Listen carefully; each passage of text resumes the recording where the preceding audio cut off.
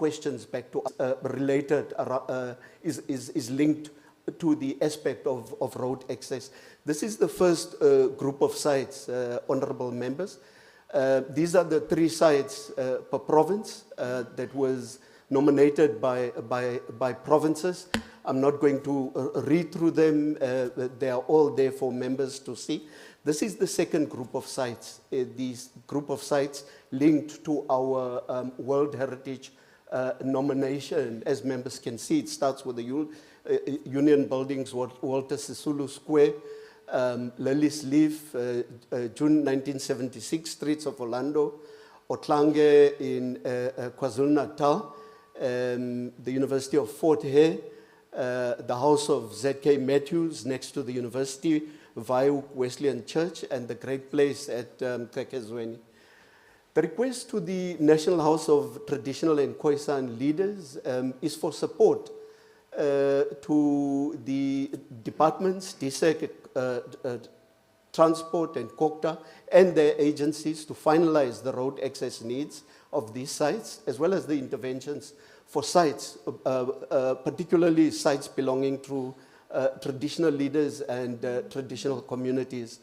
And these sites are within the 2 categories that we already spoke about, the 27 provincial sites, as well as the 10 sites that are being nominated for a World Heritage Site status. As per the request of the traditional leaders, the South African Heritage Resources Agency, on request again by the Minister, implementing the directive by the Interministerial Task Team to declare Great Places as heritage sites. Minister then directed SARA to start that process to declare Great Places as sites. SARA, as part of implementing that directive, came back to the department, and my colleague will speak to that in a bit of detail later on. But some of the issues and questions that SARA raised related to clarity around the definition of a great place and the criteria for the identification of a great place, a list of great places that will also indicate how many great places we have in South Africa. I think at the Chividzo in Bloemfontein, I did speak to the chair about this, and the chair directed me to someone to talk to, and we are following up on that. But I think it would still be great just to hear from the House in terms of these questions that would inform the work that SARA is undertaking in this regard. In terms of SARA's mandate, SARA does not nominate sites itself for declaration. It is the great places themselves or interested parties in and around the great places that would have to nominate, undertake complete the nomination form and submit it to SARA, and SARA would then take the process forward. But Ms. Nkasi Leswana would speak to that in a bit more detail later on. As great places fall under the National House, the request once again is for the House to facilitate the provision of the requested information, but also meetings required with individual great places as part of SARA's research to ultimately lead to a process where, on the basis of credible information, these sites can then be declared as national heritage sites. It would also be useful to have an official that could work with both the department and SARA in this process. Another work stream of the Resistance and Liberation Heritage route under the Interministerial Committee. The work stream is Community Engagement, Beneficiation, Heritage Conservation, and Protection work stream. This work stream is also located under SARA. It's driving the implementation of a national policy that Cabinet approved in March 2021.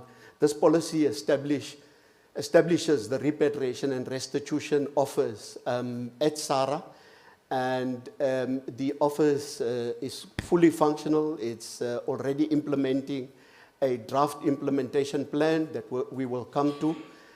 This implementation plan comes out of a workshop that was hosted shortly after the establishment of the RRO, where the RRO adopted a new and inclusive and integrated approach to repatriation. The previous repatriation approach that we had as a country was to go on request from individual families or stakeholders to a particular country and repatriate one set of mortal remains. And the decision that Cabinet took then was that, which was taken in March this year, based on the outcomes of this workshop, is that we would undertake a country-to-country approach. So if there's an approach from a particular family, we would investigate and research all the remains in that particular country and then repatriate the remains depending on whether all the families agree, to both physical or spiritual repatriation. The workshop also developed a 6-stage plan, implementation plan, that the team is already in the process of implementing. The implementation plan has been presented to different structures and platforms for input and also for endorsement. That's just a list of the structures that the plan has been presented to, starting with the Presidential Task Team on Military Veterans. Received a very good input from that task team. To Cabinet, as I said, in March 2023, the various work streams of the resistance and local and resistance and liberation heritage route to Salga, and just 2 days, yesterday and the day before, to municipalities. The missing persons task team at the Department of Justice, as well as DMV and the RRO, the Resistance and Restitution Office, is in the process of undertaking rigorous research to develop comprehensive country-to-country lists of persons who perished outside of the country. The visit to Zambia for grave identification and mapping was undertaken on 19 November to 30 November, and will be followed by a visit to Zimbabwe in January 2024. The implementation plan was going to start with Angola, given the volume of remains that we have as a country in Angola. Over 400 remains are strewn throughout Angola.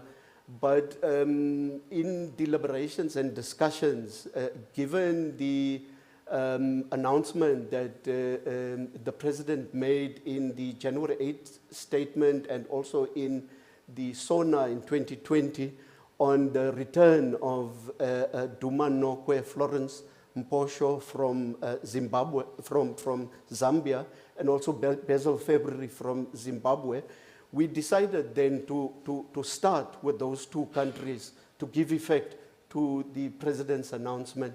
Hence the trip to Zambia, which will then be followed by a mapping and identification of graves in Zimbabwe. This is just the 6-stage repatriation plan, starting with the first stage, then a names verification and family tracing phase. The goal there is to establish identities, place of death and burial, family contacts and wishes of the family, and then to undertake publicity campaigns to do this, and also liaise with the various liberation organizations to bring together the various lists into one consolidated list. And then the second phase is to visit the countries and look at the records of the cemeteries and map the remains wherever they are located. Third stage being the exhumation stage, where the team led by the expertise in the missing persons task team would then exhume the remains. And when the remains are back in the country, the identity of those remains would then be confirmed. And the return and the return of the remains to the families through the provinces, the local governments, and through the local traditional structures. And the final stage being the stage of memorialization through tombstones and other forms of memorialization. The support and collaboration, once again, from the National House is around phase 1, the names verification and family tracing process. I think the National House of Traditional and KHOI-SAN leaders, this is an ongoing phase. It's not a phase that starts and stops. It's ongoing. Compilation of lists, including lists of traditional leaders, publicity campaigns, local outreach, completion of consent forms by families, very, very critical, particularly in traditional and rural communities, assistance from traditional leaders around the compilation of that information. And then phase 5, once again, once the remains are back in the country, as we return the remains to provinces, through provincial traditional houses, through local traditional houses, plus local authorities, critically important collaboration there with traditional authorities at those levels. And then finally, collaboration in the memorialization, where those remains are then reburied, the performance of the required rituals at each of these phases, in fact, and then memorialization of those remains through tombstones, renaming of places, streets, and other significant places and features, and other forms of memorialization. Further collaboration and support required, of course, as indicated, facilitate the involvement of traditional leadership, identify and provide platforms for DSEC and key stakeholders to present the program as it's being rolled out. Participation in the planning and implementation processes, so that we don't only bring traditional structures in at the end. We had heard earlier on that that's one of the key shortcomings of implementation processes, that there isn't involvement of all key and critical stakeholders right from the outset. Creating awareness about the program and coordination of requests from communities. This is once again critical, especially right from the outset, creating the awareness, but also coordinating requests from communities for repatriation and restitution of the remains of their loved ones, but also of traditional, heroic traditional leaders. Collaboration on the availing of burial spaces and the handover of the remains to the family. This is a very critical process. It's not a technical process of just bringing back, identifying, locating, and bringing back remains. It's about closure. It's about closure for families. It's about closure for villages, for communities, and eventually it's about closure for the country. It's a very sensitive process, and with the expertise and experience and influence of traditional leadership, it can be managed very, very sensitively and constructively towards healing. Nomination of officials from relevant offices in the different spheres of government. This is just the outcomes of the stakeholder engagement that we had yesterday, similar to what we are doing today with SALGA, mobilizing all the partners in this national project.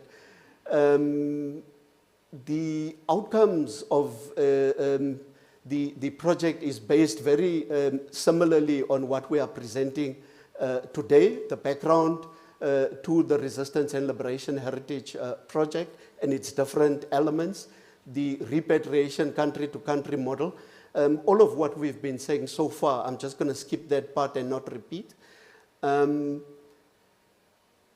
Another element that, after looking at the draft presentation, I thought would be important just to sneak in here, safeguarding of our intangible cultural heritage and indigenous knowledge, also critical in terms of the resistance and liberation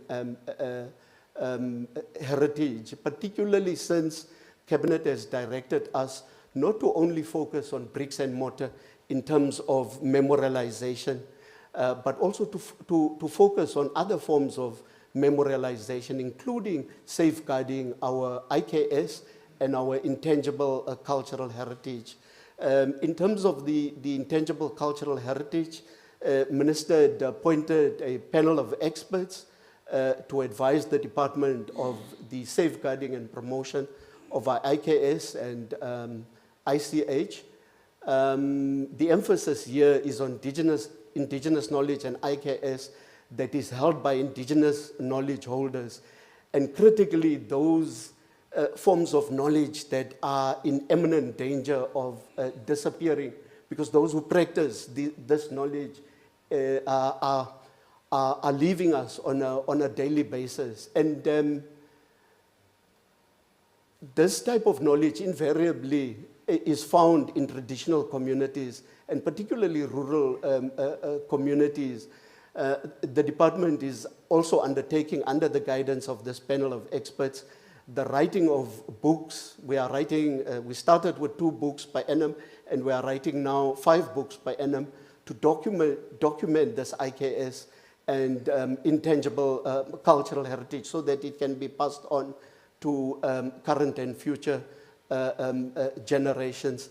The panel is also finalizing a strategy and implementation plan to safeguard and promote this heritage.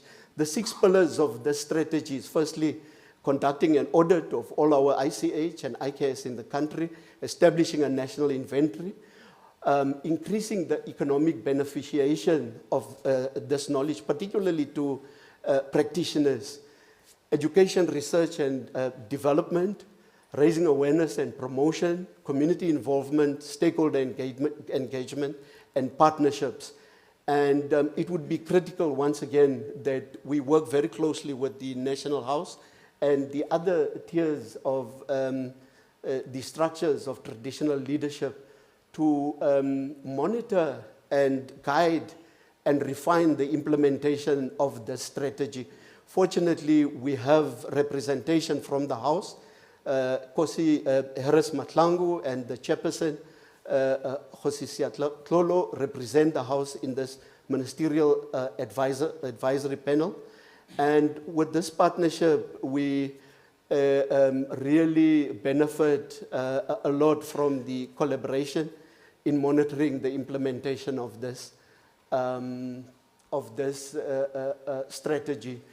And then finally, as another form of memorialization of our heroines and heroes and events, heroic events and activities in terms of the resistance and liberation heritage route.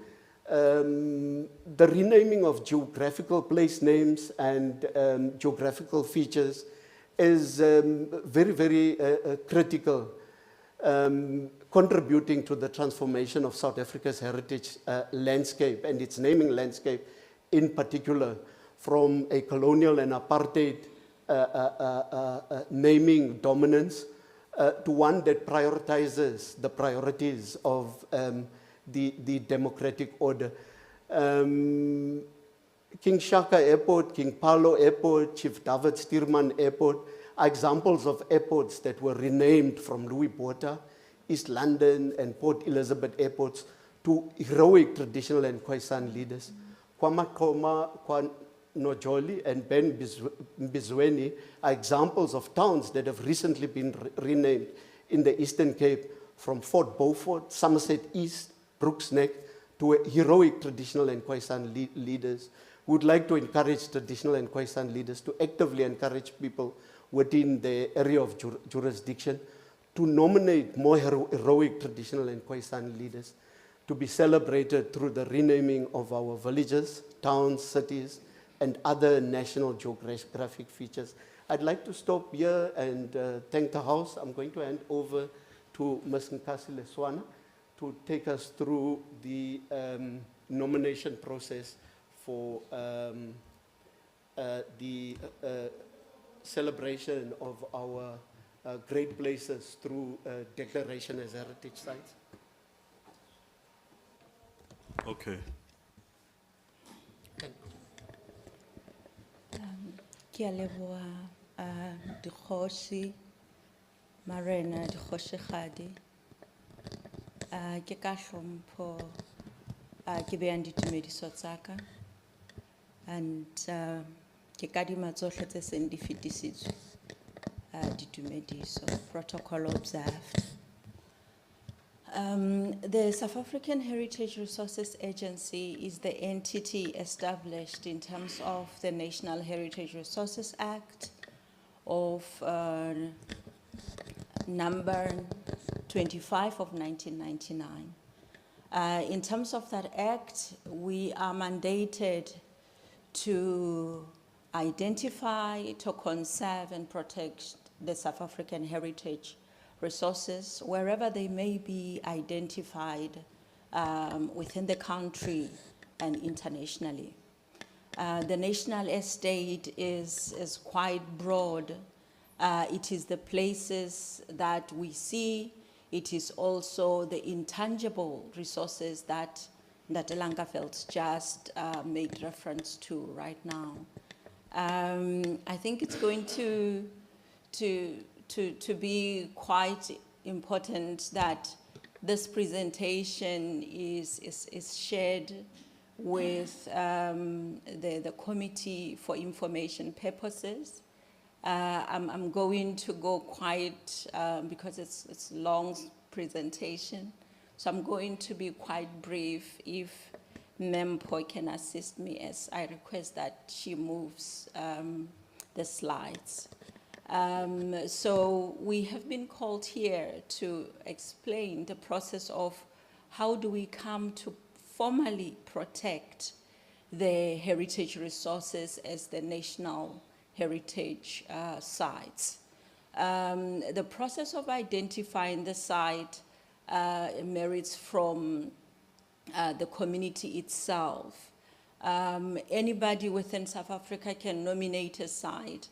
And we are looking at the various criteria. And one of the things we look at is the historical value, the scientific value, and the social value, and the rarity of the place, the aesthetics in terms of how exceptional the place may be.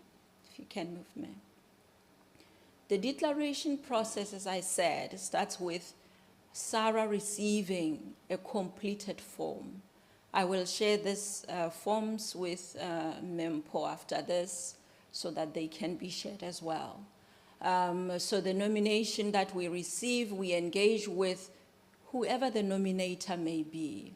The nominator can be one person, it can be a group of people, it can be an entity or an institution.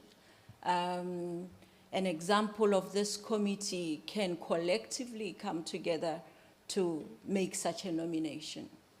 After receiving such a nomination, our process starts with verifying the significance of what is nominated. The SARA officials with other experts do research on what is nominated. And when this process is finalized, we then undertake a formal assessment of grading such a site. And if our assessment is such that it meets a grade 1 heritage significance, then the process of declaring starts. The declaration process starts with notifying the public, notifying various stakeholders and interested parties about the nomination and the intent to declare any place that we are looking at. And the public consultation has a period of 60 days from the day that it was shared to when it can close. So 60 days takes about 2 months, a bit more because it's counted in terms of the working days. And thereafter, the process, then we look at it. If there are no objections, then we proceed to submit such a declaration to our committees within SARA, our council. If there is an objection, our job is then to rectify any concerns relating to that place. In doing that, we ensure that there is consensus in protecting the significance of the site.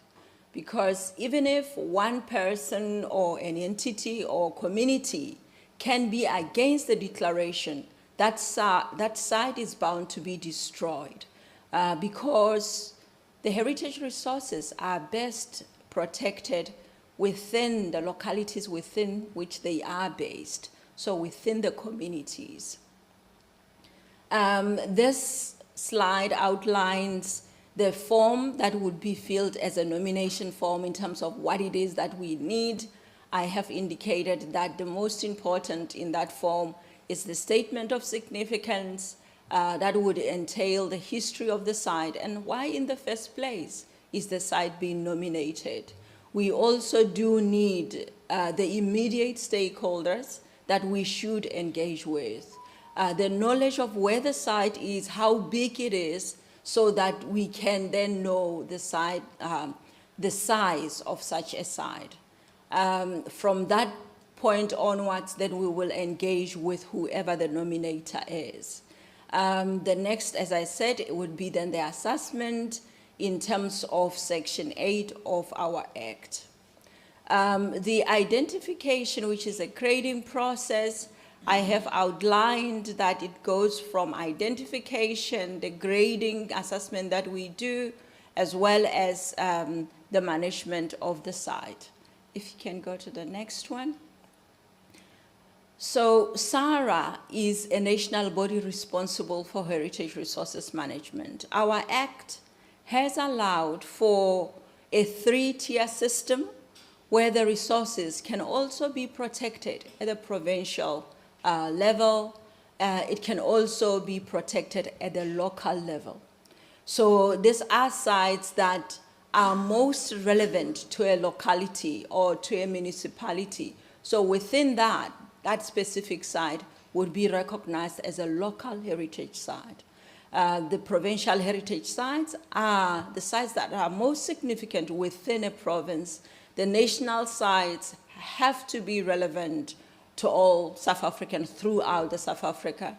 We need to be able to establish that their exceptionality is recognized by the nation. If we can go to the next slide. The declaration of a place, and I think the emphasis on this slide is such that every nomination must be verified, not only by SARA, but also by a community that would participate in its nomination. At the end of the declaration process, we have to have a management agreement with the managing authority of such a site. You have seen KHOI-SAN as one of the national heritage sites. KHOI-SAN is a household, so the difficulty in its management is also understanding that it's a functional home, it is a functional site, so that even with our administrative guidelines, we need to bear that in mind. The next slide. And the next one, I have spoken to the public process, participation.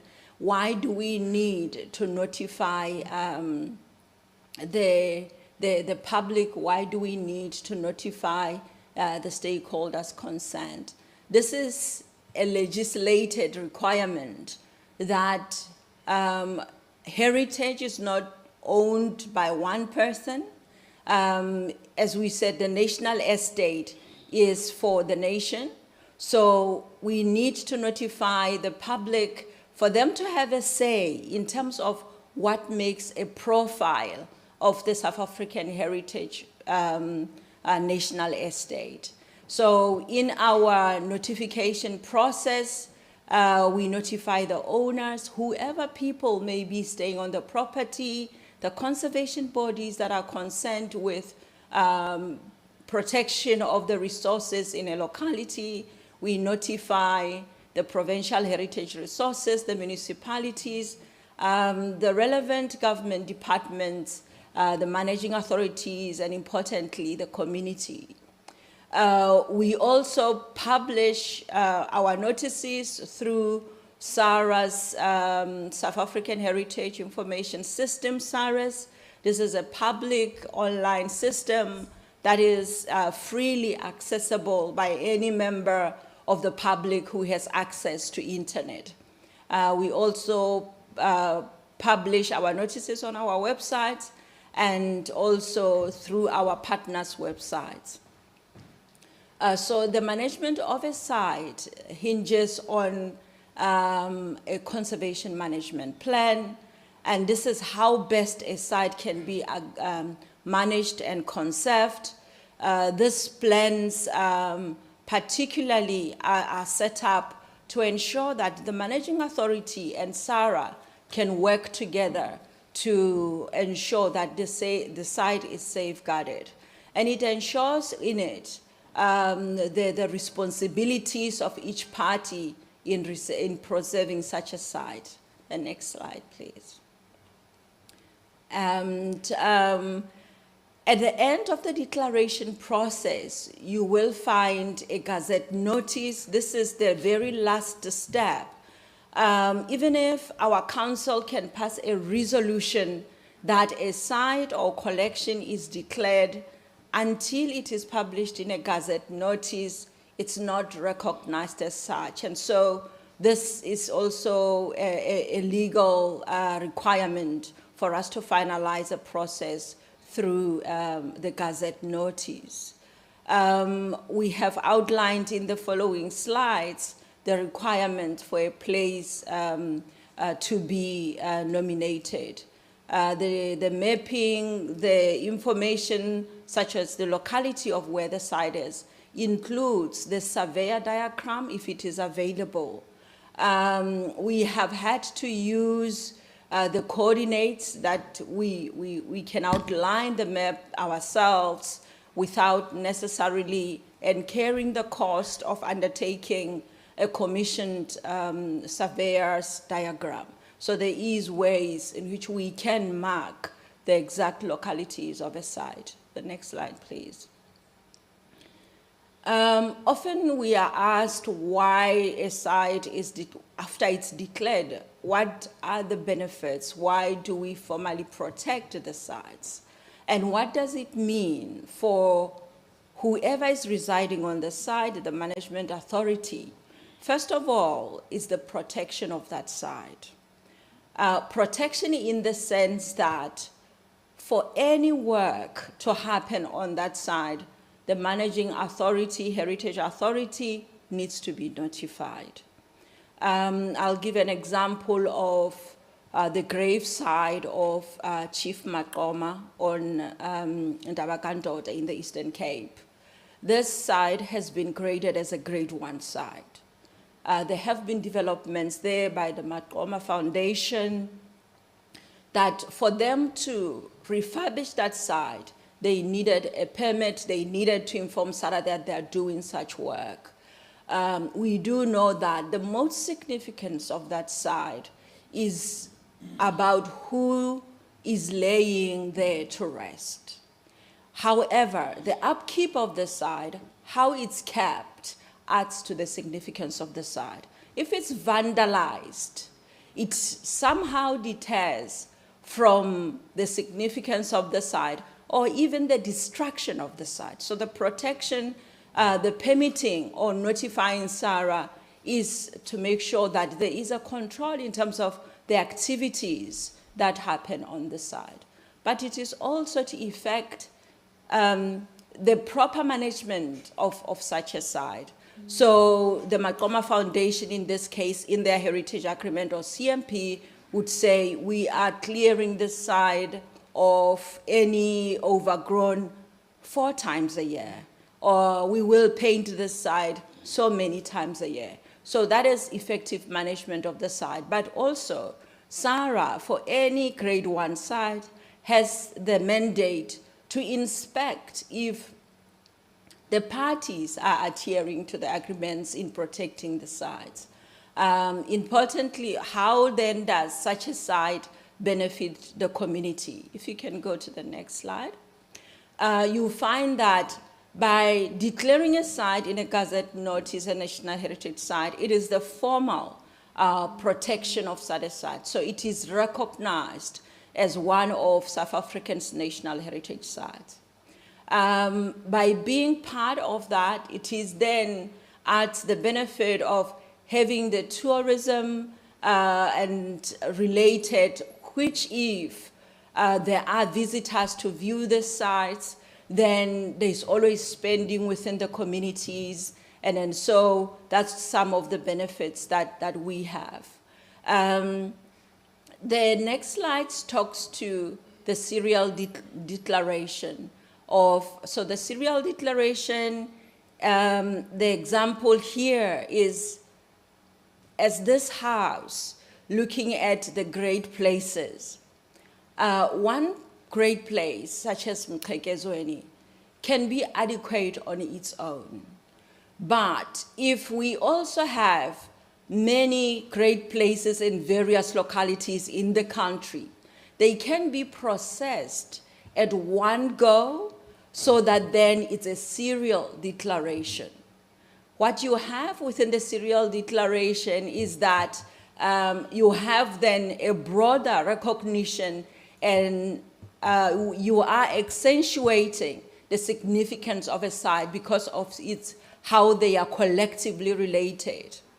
There is a catch in that any site within a serial, because they are together, we are looking at them at the same time.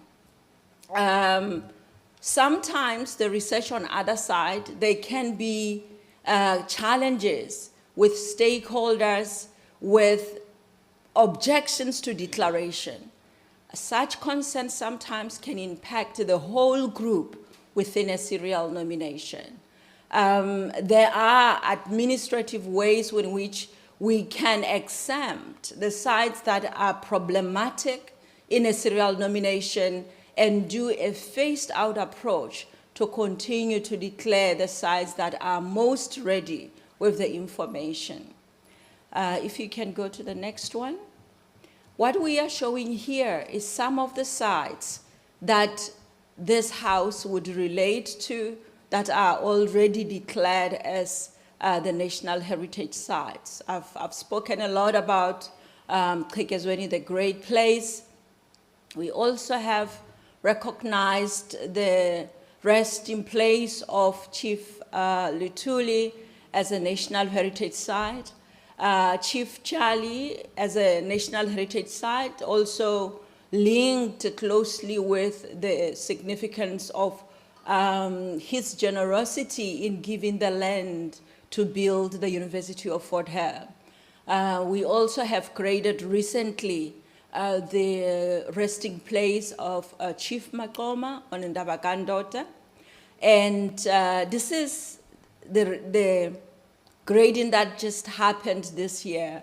So we are starting the process of 60 days notification process.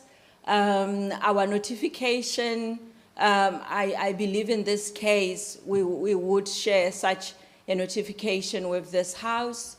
We have also graded the gravesite of Adam Kok. It is in KZN.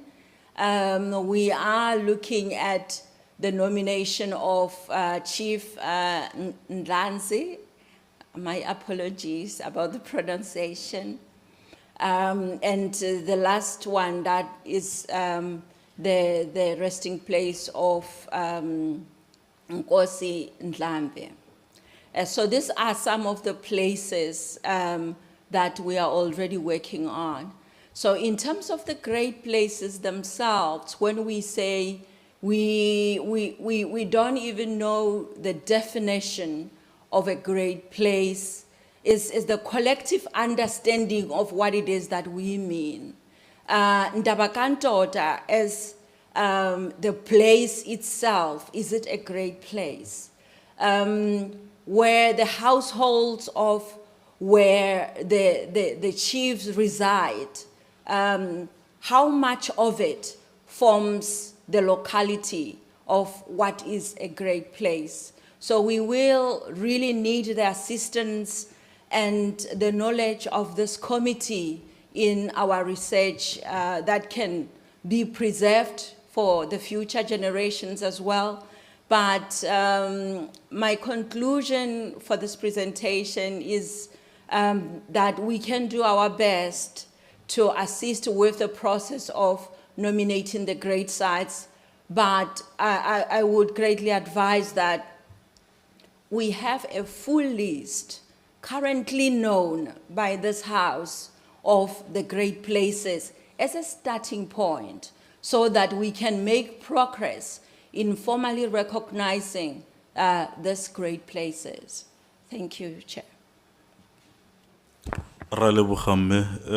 Members, any questions on the presentation? And can we, I've been trying to look at the link that our communication teams is sending. It's working and there's a lot of movement. Can we just avoid a lot of unnecessary movement as we are live, members and officials? Any questions on the two presentations? I'll see by the show of hands.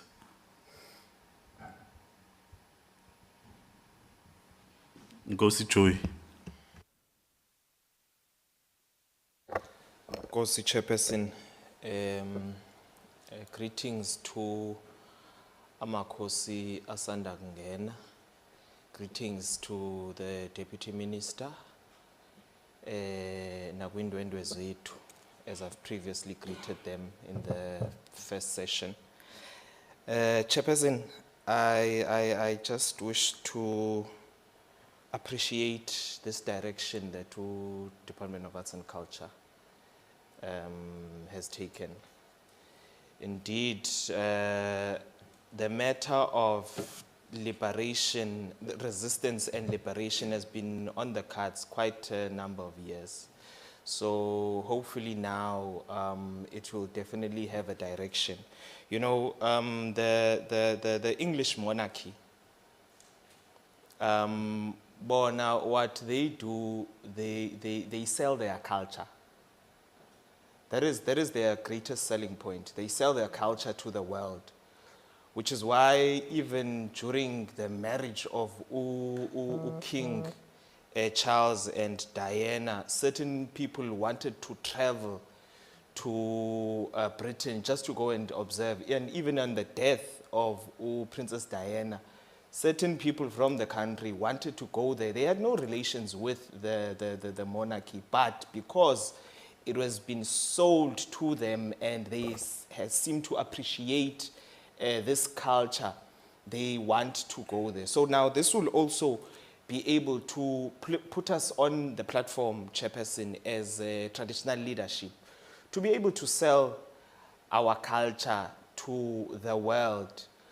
What I wish to check also when we sell our culture with having great places becoming, upon applying, becoming heritage sites, is there any relations or a working agreement that is there with the Department of Tourism so that they are able to assist in selling us to the world? I mean, we can't just only invite local people whom would understand the culture, but we need to sell it to the world also, have visitors from Venezuela coming into Epazia to come and experience Epazia.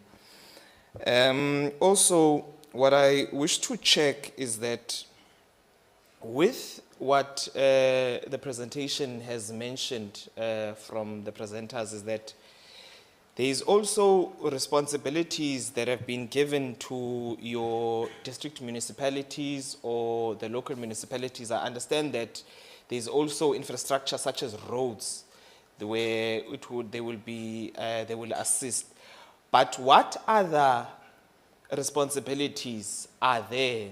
Is it legislated? Because let's be realistic. We understand what's happening within the spaces of municipalities currently in terms of infrastructure or of any assistance. We understand. So is there anything that is legislated in relations to that?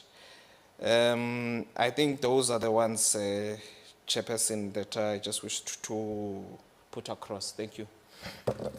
Thank you, Nkosi Joyi. DC. Thank you, Chair.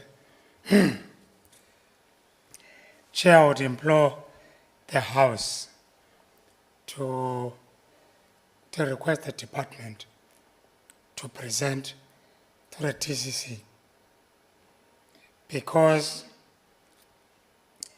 there are a lot of issues that we need to discuss with them. One, the frontier wars. Two, Robben Island.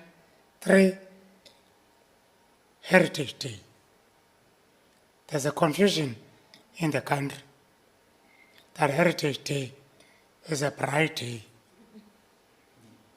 See? So we need, because you can't have a National Heritage Day and yet traditional leaders of the country are not part of that. That's a joke. That's a useless expenditure they are doing. Lastly, Chair, I heard them mentioning KHOI-SAN. In KHOI-SAN, as we speak, is the capital in the province of gender-based violence. Women during grant period. Now, I'm not looking at you, Nkosi. During grant period, they have to put 200 rand note on the window sill so that she is not raped, protection fee.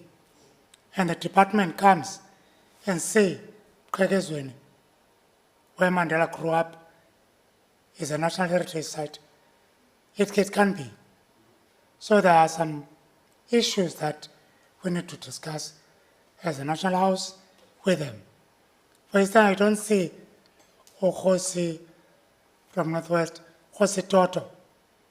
He was in prison in Robben Island, but you don't see him here. What is the status of Khosi Mampuru prison? Because Mampuru is a traditional leader. So we need to sit down and not shoot from the hip on these issues so that we move with one voice. Thank you, Chair. Raleboga Kgosi Mabe.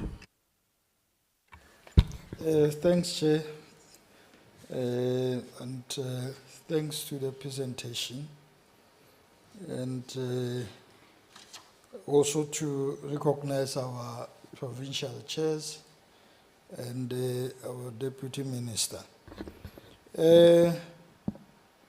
Chair, the word heritage, how do we explain it?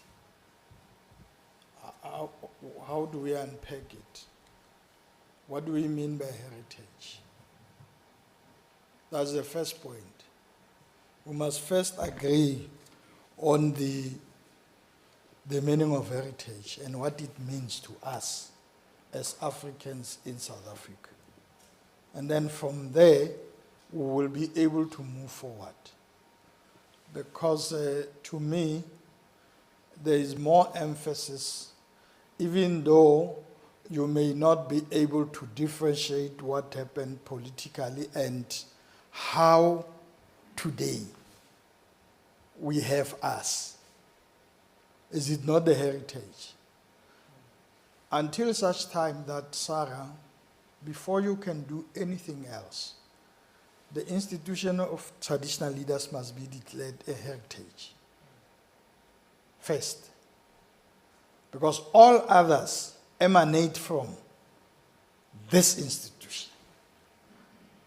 The resistance to colonialism, who was resisting and coming from where? When whites came to South Africa, found who and who did what. That's the first point. Today we have institution of traditional leadership. That was there time immemorial, which is now here. Is it not a heritage? How do we then place it? Instead of also, before we go to individual great places, let us first recognize that this institution is the first government or governance of Africans, first as a heritage. So that's why I'm saying, let's unpack heritage and then move forward from there. Instead of going to individualizing people.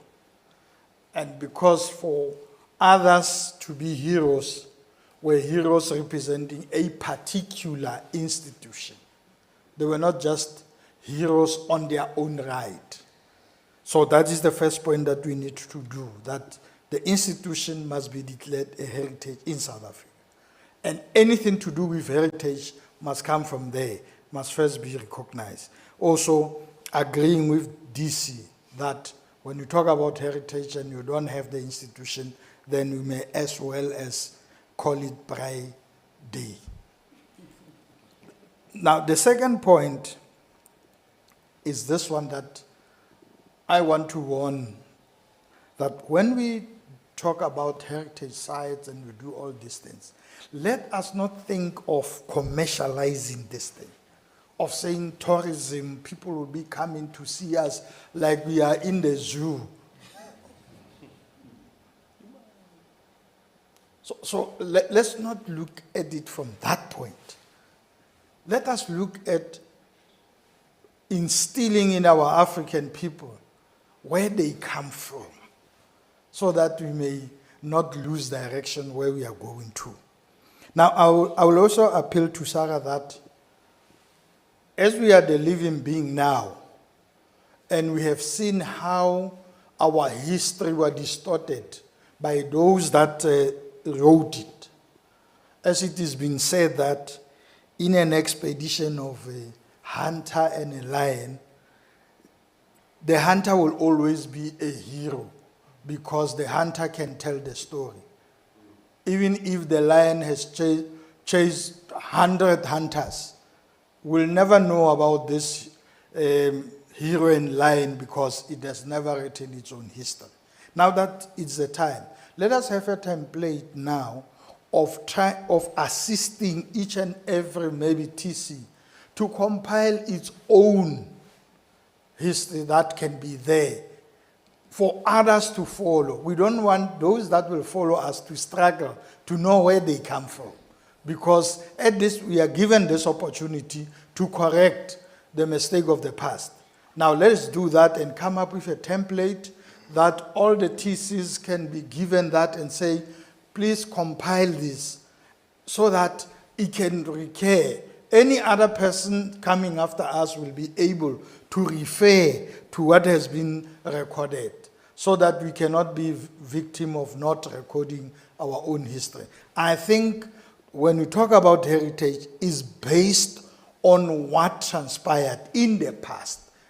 And more often than not, we misrepresent what happened because no one wrote, or even those that have written are not agreed because they did not have a recognized education. Because even today, if I can write a book, you'll want me to be called a doctor or somebody for you to believe in what I've written. So basically, let us come with that so that we can leave legacy for those that will come after us. Chair, I think then we'll be able to talk about heritage of this country. Thanks. Ke a leboga Kgosi Mahura. Tobetsa ho.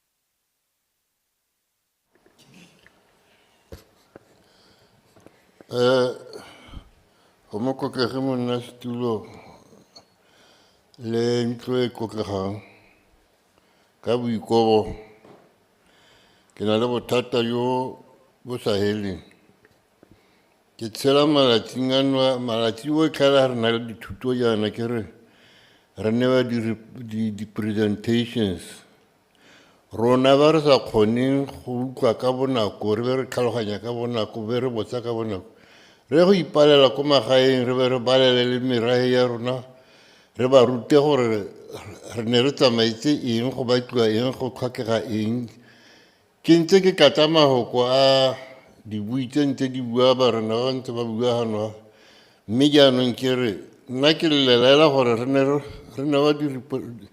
kgotsa nna ke lesi ke ne re di-presentations tseo gore e re mo nakong e latelang ke kgone go ka botsa le go araba le go tshwaya sa bobedi se se tona-tona ke gore a e se ne re ha re na le baeng ba batla go bala dira station hela gano ba batla ba tsamaya re sa tlhole re kopana le bone a e ne re ha ba tlile jaaka ba tlile re ne ba tšhono ya gore re go bala re ithute re gakololane re bue le ba botlhale ka rona re bottom jana hela gore ba re gakolole ba re bontshe ba re tshwaye diphoso jaanong e re ha ba bidiwa gape kgotsa ba tla gape ka bo bone re be re itlha re kgona go bua re phuthologile re botsa dipotso di dintsi hela ga le di tshwaela mara bothata ke hela ka gobane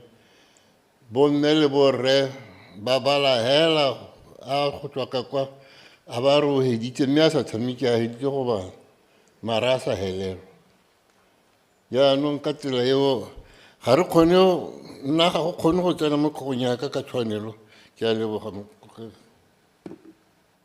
Ra leboga Kgosi. Any other hand on the matter? I'm not seeing any hand. I think even myself, majority of the issues that I had noted here were covered by the DC and Kgosi Mabi. I think primarily it's a question of, I think finally you have coined it correctly to say resistance and liberation. Because that's really what it is, and that is what happened. So we thank you for doing that, but you need to, over and above that, capture the history correctly and really define what you mean by resistance and liberation. Because I think 2 weeks ago we were in the Northern Cape with the IEC. I was there to go and defend the institution because there was a question about what is the relevance of traditional leadership in a democratic society. But you see, what was fought for was not democracy. That's what I said. We never fought for democracy. It was to liberate ourselves and get our land back. But now we are here 30 years later, the land is not there. People are questioning our existence. So hence I'm saying that you have coined it correctly because that is what happened. Our great-grandparents and our grandparents fought for that liberation and resistance and that land for that matter. Individually, but ultimately they did it collectively under the banner of African Native National Congress. So it's done in a proper way, but we need you to follow up and really make sure that the institution is put where it's supposed to be. Also in the Northern Cape, I told them about the leaders who fought and got incarcerated in Robben Island Bokhosi Toto, Bokhosi Petlu, Bokhosi Janki, and all of them. And also, can we make sure that this thing is not skewed, because sometimes it's seen as if it's only the coastal provinces that fought for liberation. Your inland areas like your Limpopo, your Northwest and Northern Cape and Pumalanga, and Free State, it's as if they were never part of the liberation struggle. That matter is there, but people are speaking about it under the tables.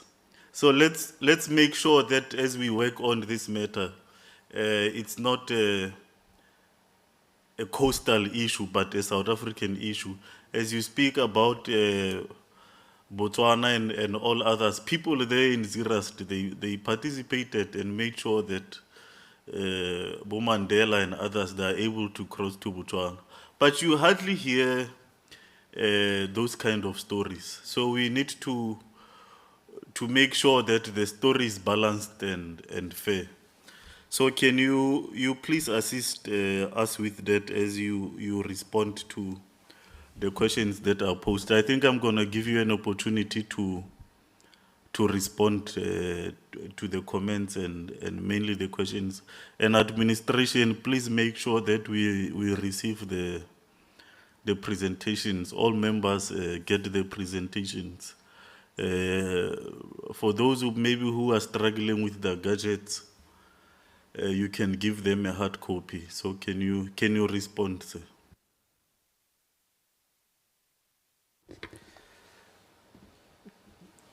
Thank you so much, Chair, and thank you for the great questions and responses from the House. The first one is to Nkosi Joy. I think it was really the first, if not the only question around what other responsibilities are given to municipalities, and is it legislated? In terms of the resistance and liberation, the heritage route, and particularly the sites, yes, it is a question of jointly working with the provinces and the municipalities to develop access roads around the sites that are located in specific localities, in specific municipalities, but also to work together with those municipalities, because as those sites are those that are operational, to ensure that they are so operational that they are fully functional, and they are presentable to the public, and consumable. Just to come back to the point that that Nkosi Joy raised, but also the other point, the other side of the debate that Nkosi Mabe raised around selling our sites and emphasizing tourism, which I think both sides of the debate carry a lot of weight, because those sites are important in themselves, intrinsically, as part of our heritage, making us who we are as Africans. But I think it's also critically important for us to acknowledge and note that the sites have value, economic and commercial value, based on tourism. Many of the most advanced European cities, certain periods of their development and advancement have been literally funded by selling what they have, which is their heritage, to visitors for in terms of tourism, and it's been based on particularly heritage tourism. There's been studies that have indicated that heritage tourism is extremely lucrative in terms of its contribution to the GDPs of those countries. If I can just quickly wake up my computer.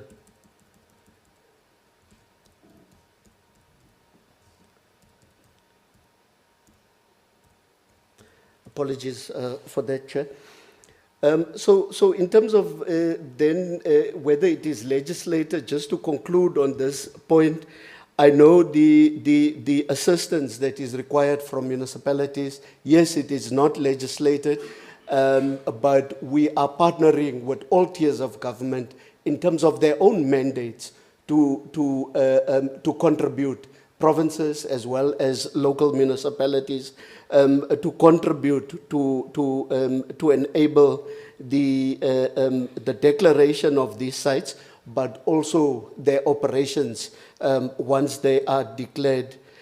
I think I agree with the Deputy Chairperson that there is a need for a focused presentation from the department.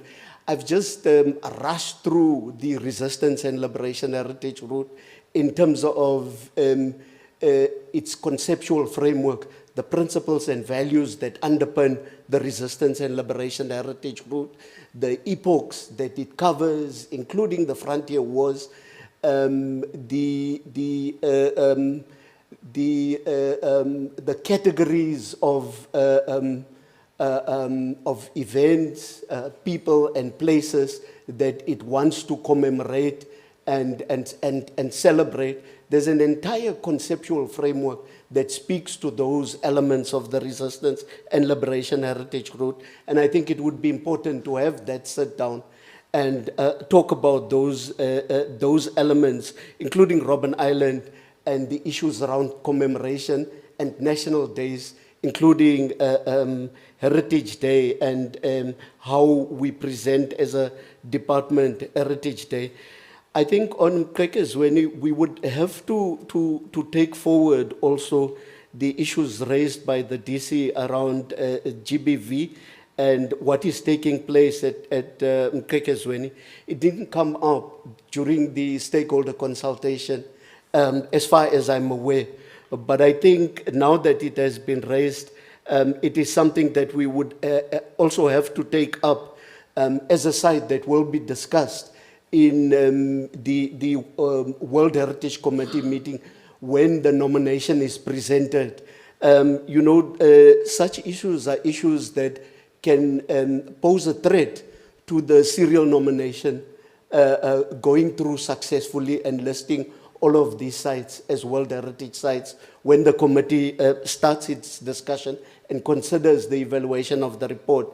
NGOs can also just come up and indicate, yes, you are presenting this site as a site of outstanding universal value, but look at what is happening in and around the site, which takes away from its statement of significance linked to the first president. The other issues in my notes here are merely, I think, comments and also acknowledgements from the committee, including from the chair, but also cautioning us then in terms of how we present the story, because telling the story, that's what it's all about, but also telling the story in such a way that it challenges and transforms the master narrative, but it also contributes to alleviating the poverty in and around these sites and creating opportunities for the many young unemployed people in the country for both employment as well as business. Thanks, Chair. I'll stop there and perhaps give over to Ms. Nkasile Swane to talk to the other issues with the Chair's permission. Thank you. Thank you, Chair. I would just like to add to the responses by adding that we do have an agreement with the Department of Tourism where they are able to assist us with the information and the signage of the heritage sites. So there is a working relationship with the Department of Tourism. In terms of the documentation of our cultural history, we do welcome the comment, and we will do our best to develop such a form, Nkosi. And in terms of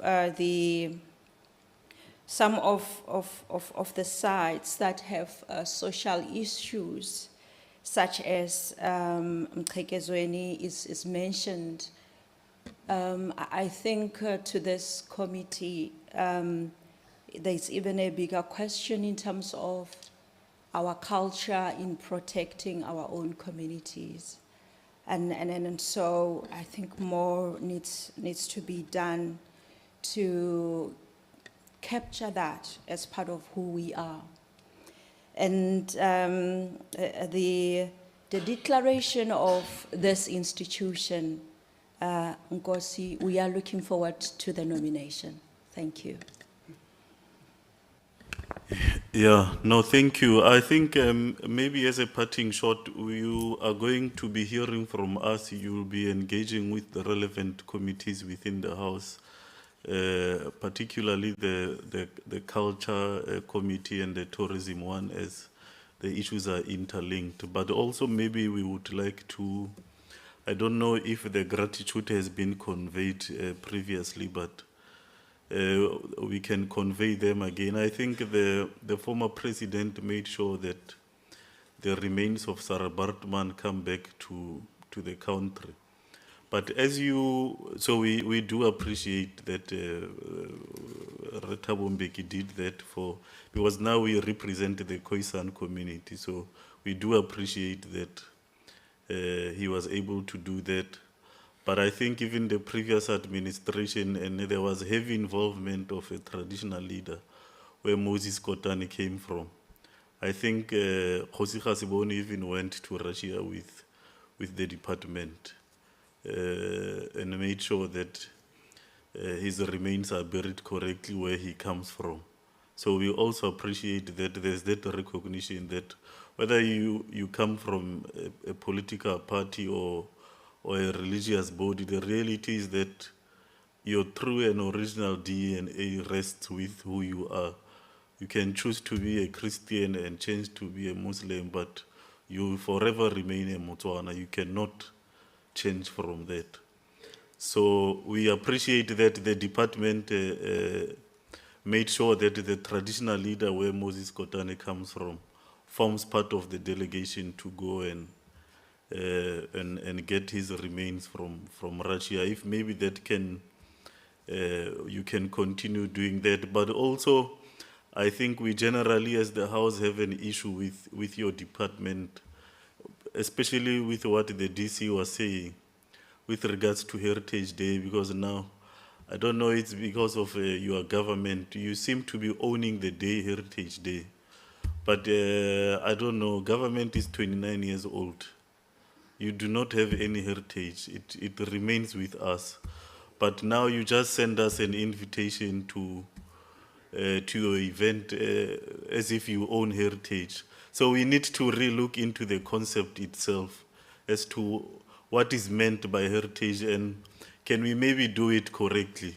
We will not be taking the politicians' shine by stating the correct story on Heritage Day, because even that, it was a compromise in any case. I think we all know what was the original day of. And lastly, we would like to implore the provinces to look broadly at the renaming of our cities and towns. Because as the houses, we are not only responsible for our villages. I would make an example of Harry Smith. it's very important that traditional leaders read their history. He killed a lot of Basotho people there. But because it's a mini town, you don't, my chairperson, you don't look at it as something that concerns you because it's in town.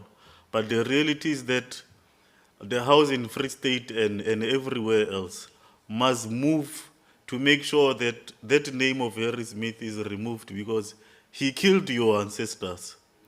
But you remain with the name. Why should you remain with the name? I think Eastern Cape has been leading us in removing all these colonial names.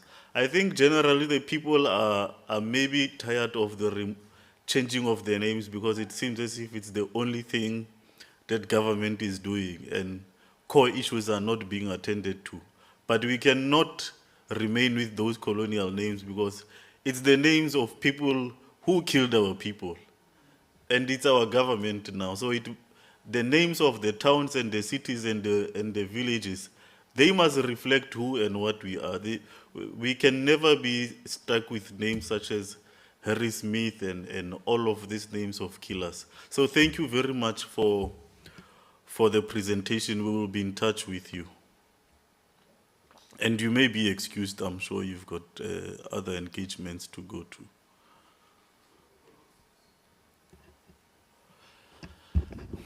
In terms of our order paper, members, as we look at the time, we've got, I think, one item left of the Deputy Minister whom we invited that he can come and have a meet and greet with the House. I think it's the first time he attends the sitting of the House. In terms of the rules of procedure, thank you very much.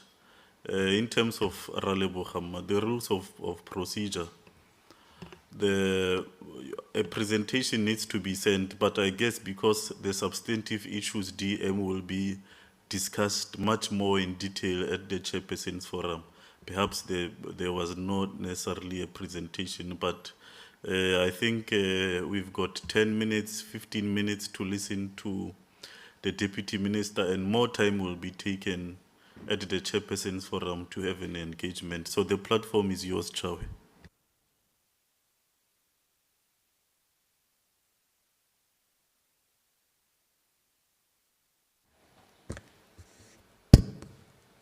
Thank you very much, Chairperson of the National House of Traditional and KHOI-SAN leaders, KHOSI Siahlulo,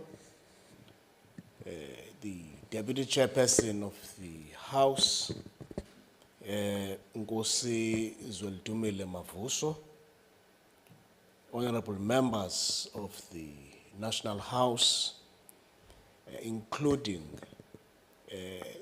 chairpersons from various provinces of our country, senior government officials. Let me greet everyone in this important session. Indeed, Chairperson, it has been part of our engagement between myself and yourself about the opportunity to come and great members of the National House of Traditional Leaders. This is as a result of our commitment to ensure that we build a closer and stronger relationship between the ministry, the department, and the House of Traditional Leaders. This institution, Chair, remains the only legitimate collective body in existence at the national sphere of government that is the voice of the institution of traditional leadership in terms of the statutes of our country. And therefore, the voice of the National House becomes very critical. As we are aware, when I am here, I am torn between two scenarios. One scenario, Chair, I have a sense of nostalgia in the sense that I was one of the first members of the National Council of Traditional Leaders in 1997. So I know exactly what it means, the difficulties you have gone through as this house, including the metamorphic stages of development to a point where you are as the National House of Traditional and KHOI-SAN Leaders. Equally, Chair, having been appointed in March this year, assigned the function of being the Deputy Minister responsible for traditional affairs, it became very logically important to come and present myself, greet members of the House, start to build a functional relationship. I will not bore you, Chair and the House, with what has been the practice. Fortunately, I have been there. I have served in the Chairperson's Fora. At least I'm familiar with most of the challenges that this august house faces. Nonetheless, Chair, it really presents a sense of humility to come here now as a Deputy Minister. Meaning that part of the most of the issues which previously I would raise as questions, I am expected to respond to those questions now. So that's the that's the irony, Chair. And I think, Chair, I can assure this House we are equal to the task.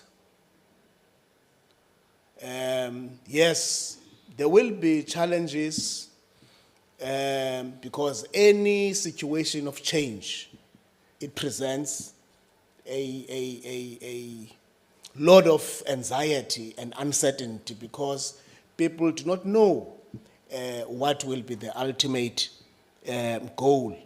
But we are very steadfastly determined to make sure that within the very short space of time we occupy this position, there must be significant changes in the institution of traditional leadership generally. Yes, Chair, I have had visits to various palaces in the country, meeting their majesties, the kings. I've now begun a process of visiting provincial houses, and it has always been my concern that visiting all these other institutions without having this engagement with the National House, ordinarily I should have started here to meet with the National House. It's a commitment I'm making to say whenever the National House sits in its sessions, Chair, I will try to make sure that I attend the sessions of the House, and I also make myself available to attend the sessions of the Chairperson's Forum. I'm saying this, Chair, because you know, I'm just thinking of the recent presentations by Arts and Culture. Maybe, Chair, we may have to look at different options where this level of engagement should be done at a committee level so that we protect the decorum of the House. In the House, at least a minister, deputy minister, or at the most the director general of the department should be the people who come and address the House. I think it's what I would sponsor, Chair. Maybe you will discuss amongst yourselves now as members of the House whether that would be the right approach. It's right to give the information, but also at the same time be sensitive to the decorum of the institution. Because there are very important issues that are at the level of policy, which have been raised, and it would have been very much ideal if the minister or the deputy minister was here as policy makers, so that they don't have to be briefed by officials. They get it directly from the members of the National House. Chair, we are aware that already we have 2 initiates who have died in the Eastern Cape, including the caregiver, succumbing, of course, to bullet wounds. Not because of the process of initiation. And indeed, it has really brought worrisome concerns, because we are still puzzled by the killing of traditional leaders throughout the country, especially in the KZN province, where we, from the office of the Deputy Minister, we have brought this to the attention of the National Commissioner of Police, and we will be making a follow-up, Chair, because we are very much determined to saying that no traditional leader deserves to die. And it is worrisome that whenever there are instances of traditional leaders being killed, you don't see the prominence of media. It is as if someone who has been a burden has died. It can't be. The life of traditional leaders is important, equally important like the life of any other citizen for that matter. So that, Chairperson, we are taking it up to make sure that our traditional leaders are given the necessary respect and attention. And of course, Chair, we remain with challenges of the institution being under-resourced. We have raised this very sharply with the Treasury, and we will continue to raise it, Chair. It can't be that when the institution of traditional leadership has to function, there must be questions asked as to what are they doing. It's unacceptable. This institution has been established by a statute, and functions have been defined. That there is no budget to follow those functions is something that we must really work together in ensuring that we impress upon Treasury to make funds available for the functionality of this institution, including the organizational structure. You know, this department was established in 2009. Departments that were established later than this department, you look at their budget, you look at their organizational structure. Since this department was established, you only have 2 branches. The National House remains an appendage. It has not assumed the position that it is supposed to be, so that it can exercise its functions efficiently. It can't be that you have a National House that is an appendage, because by being an appendage, it means it is controlled by the department. Yet, it is expected to account in Parliament for its functionality. So, Chair, these are the critical policy issues, we must confront, deal with them, solve them, so that at the end of the day, when we don't know what will happen next year, it's going to be elections, there will be a new executive of government, but what we should do whatever that needs to be done, so that whoever comes back must simply follow what has already been done. It's not a question of starting afresh. Let's make sure that we work together to make it easy for whoever will be coming after Benz Ncamashe. As I conclude, Chair,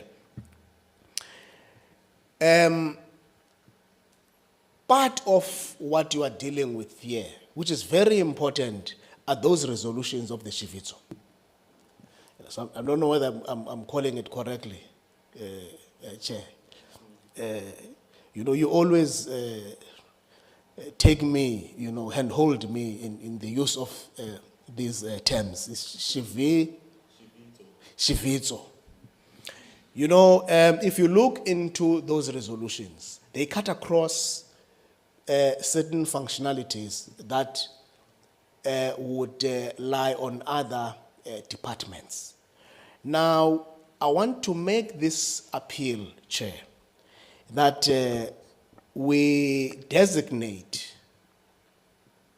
a day or so. We go through each and every resolution so that we are able to say, on this resolution, these are departments that are supposed to respond. And in these departments, we are able to assign very specific people to say they should be doing A, B, C, D. My point is, Chair, we, as you may have observed, quite a number of ministers and deputy ministers could not attend the Chivicho. Now, my suggestion, Chair, is that once we do that, we are able to then say, Minister so-and-so, within this time frame, this is what we need as a take-home. Because as the National House, remember, you also represent provinces. And those who represent provinces, they represent local house, they come from the local houses, and in turn, they represent communities. So you must be able to have tangible take-home reports that where you'll be able to say, on this item, government will be doing ABCD with very specific and concrete decision-making metrics, which points out to say, this will be done by this time. I think in that way, it will make the work of the House very much easier.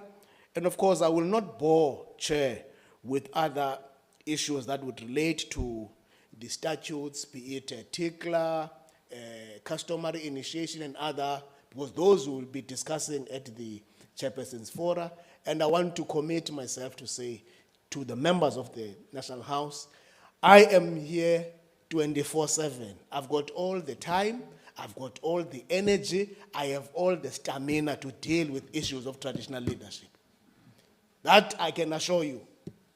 And all the things we have discussed, they will happen. And if they don't happen, an explanation must be given as to why is this not happening. Thank you very much, Chair. Thank you, DM. Members, I'm giving you 2 minutes to ask questions, DM 2 minutes to respond, and then we adjourn. Can I see by show of hands? Khosi Mabe, Nkosi Qeliza, who else? Hosinzan, we see 3 of you will represent all of us. In that order. No, Chair, I'm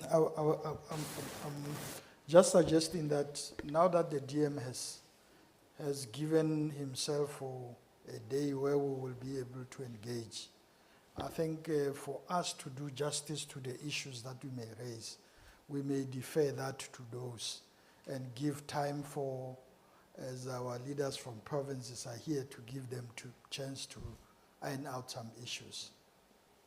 Thanks, Chair. Thank you. Kosqilisa. Covered, Chair. Hosin Tsanusi. Thanks, Chairperson. I heard the DM saying that he's got the energy. I just wanted to check the resources if he has. I just wanted to check if we do have the resources. You spoke about all these other things, but you didn't make mention of resources. And one part which I also wanted to find out from you was just to check if you're not crying at the wrong funeral. You made mention of things that my understanding is that you're in such a position that you would be solving them even without coming to us here. Nko. No, thank you very much. DM. Let me start with the last one. You see, Osi Nzanwis, for the longest time, have been a member of the House. So I know the challenges that you face as traditional leaders. I even know those that you can't raise amongst yourselves. I even know those that you have not been raising with politicians. Some of these challenges would take the chairperson to raise them head on. So all I am saying is that it is time to raise these issues, not only raising them, but solving them. And Chair, I can actually indicate that we are mobilizing resources outside of the department so as to intervene, because the department has no budget. You see, the minister's got 2 departments. Traditional Affairs Chair has got only about 200 million. DCOG has about 115 billion. So you can see the balance. So these are the issues that we have to deal with. These are the issues where if we have to hold the bull by its horns, we have to hold the bull by its horns. But we can only succeed if we're together. Then the first, I think I've also addressed the first one, whether we have the resources. Yes, resources is not only money.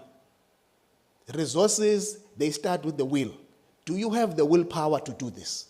Hence I'm saying, one thing I can assure you, the energy is there, the time is there, and the stamina is there. Thank you very much. Yeah, no, thank you, DM. I suppose we will get that day where we are able to maybe receive feedback, taking from what Hosin Tsanusi is saying, that some of the issues you can start working on, if you have not started already, you can start working on them so that as and when we meet, you are able to provide the progress report. Of course, you'll work on them in consultation with the leadership of the House. So we appreciate you coming here to formally introduce yourself. Maybe convey a message to the minister that we expect that she does the same. Because since you were both appointed, we have not had a session with you.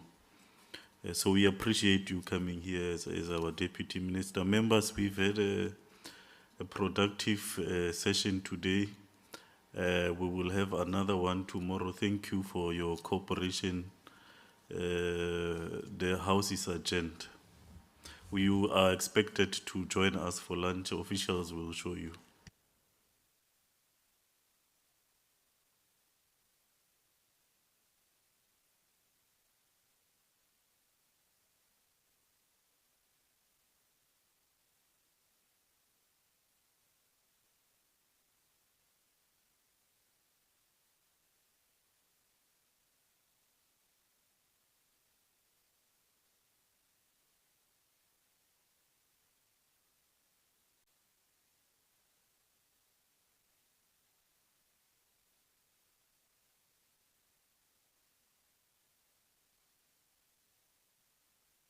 We're still in session.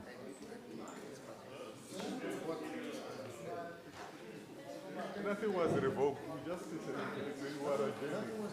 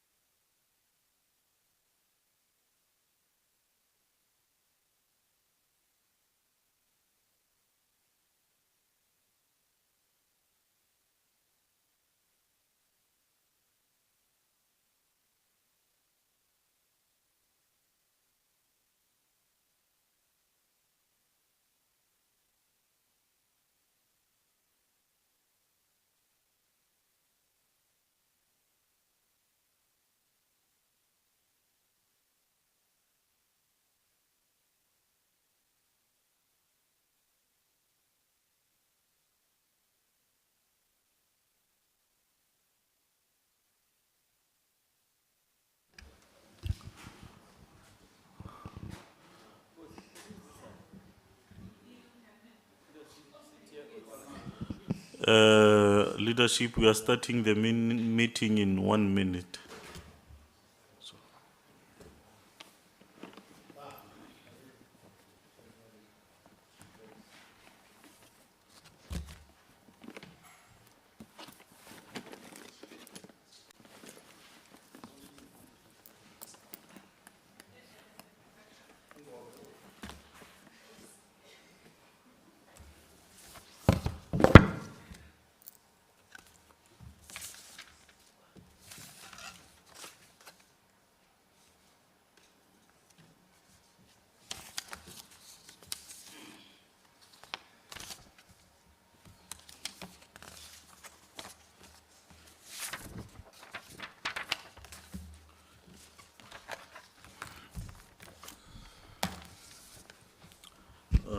Thank you, members. Let me take this opportunity to welcome all of you, the Deputy Chairperson of the National House, our Deputy Minister, the chairpersons and deputy chairpersons of our respective provinces that are here. You are most welcome into this meeting. Secretariat, I don't know if you've got formal apologies so that we can note them. Yes, Chair, we have received an apology from Limpopo and Northern Cape, Chairperson, thank you. Okay. And the other one, Chair, was that KZN delegation will request to leave because their flight is leaving, I think, at 1700 hour. Yes. No, yes, I've been notified of that. So actually, our meeting is going to be quite quick unless there are new issues that will come up. But we hope that the meeting can take 1 hour, 1 hour, 30 minutes. We'll see how it goes. We are on number 3, adoption of the agenda. Members, do you want to add anything to the agenda or can we adopt it as it is? We adopt it as it is. Okay. Okay, no, thank you. Matters for discussion. 4.1 is consideration of the resolutions of the Shivito. I think all of us were there in Bloemfontein. We were hosted by Morena Mopedi as the chairperson of the province. We were there. You all had the presentation of the deputy president and everybody else that was there.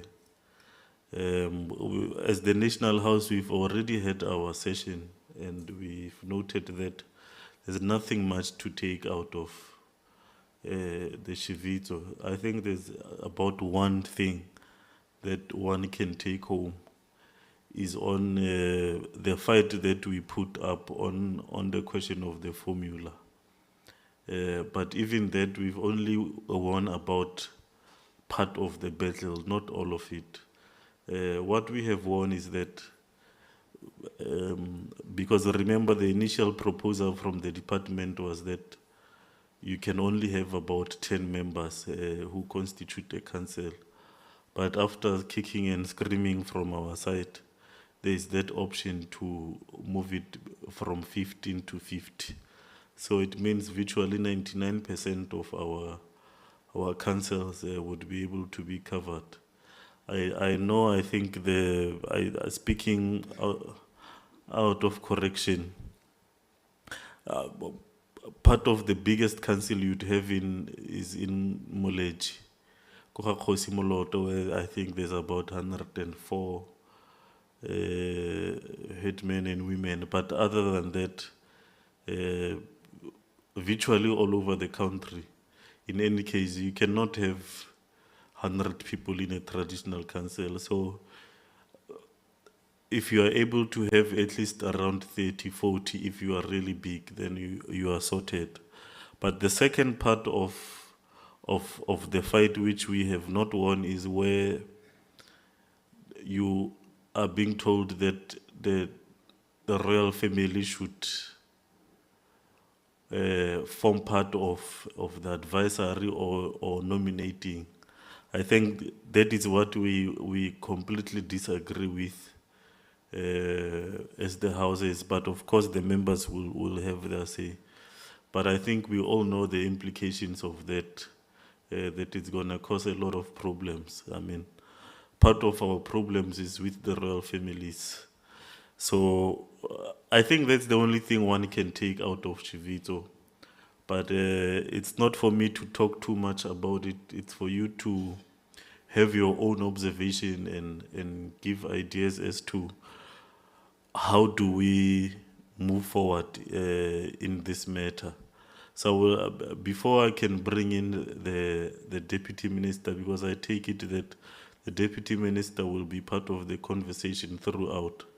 But as we deliberate on the issues, it's important that we have our say, and then we can have his opinion later and take a decision after that. Thank you, members. By show of hands. Nkosi Gwadiso. Thank you, Chair. I think here we need to assist one another in terms of understanding exactly what does this mean, this thing of the royal family. Because I understand it in a particular way, that my interpretation is that it is said there, you can choose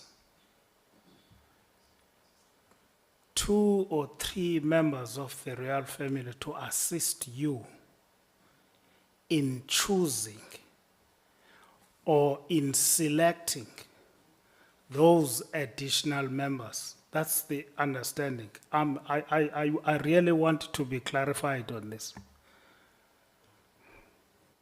Okay, Nkosi, Morena Mopedi. I think, oh, Nkosi Tem. Thanks, Chair. Greetings to you and your deputy. And you can sit down if you want, Nkosi. No. Okay. Comfort when I'm standing. Greetings to the chairperson of the province and their deputies. Greetings to Secretary of the National House, Stole, all secretaries of the Provincial House. Special greetings to our DM, all members who are here. No, at Bloemfontein, we are very much clear, and I think, Chair, our demand was very clear. And as a leaders of the provinces, we must be honestly about this.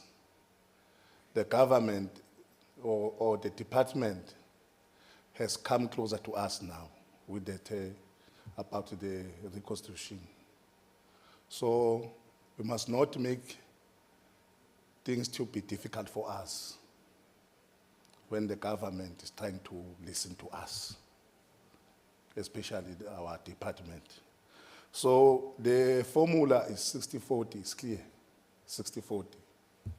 So the royal families, no, we are saying the inner royal house or inner royal houses, no, must not participate in that 60. That must be solely for the Inkosi, Hosi alone. Because as you alluded, Chair, we've got a problem of inner royal families, disputes and so on and so on. How can you take those people who are against you to be part of your selection? How can you do that? You are creating more. If you can do that, Chair, I think the formula is clear. DM, we agree, as Pumalanga, 60-40, we are fine. What we are saying, the 60-40, the 61 must be Inkosi, Hosi alone. The 40% must go to democratically one, yes. Then what we are saying, before we are doing that DM, the budget must be there before, so that we must not face the previous challenges. The budget DM must be put in place before we are a constitution. We are very clear, DM. We are very clear, simple. And what we are saying, that issue of TC must be referred in line with the chapter 12 of the Constitution, tribal authorities. No more TC. We are clear about that. That one is not about to negotiate, it's about to implement it.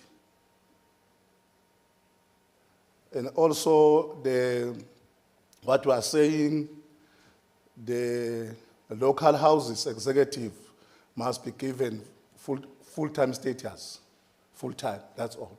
What we are saying, Chairperson, let's move forward, please, so that the department can follow us and look at the challenges before us. Thank you.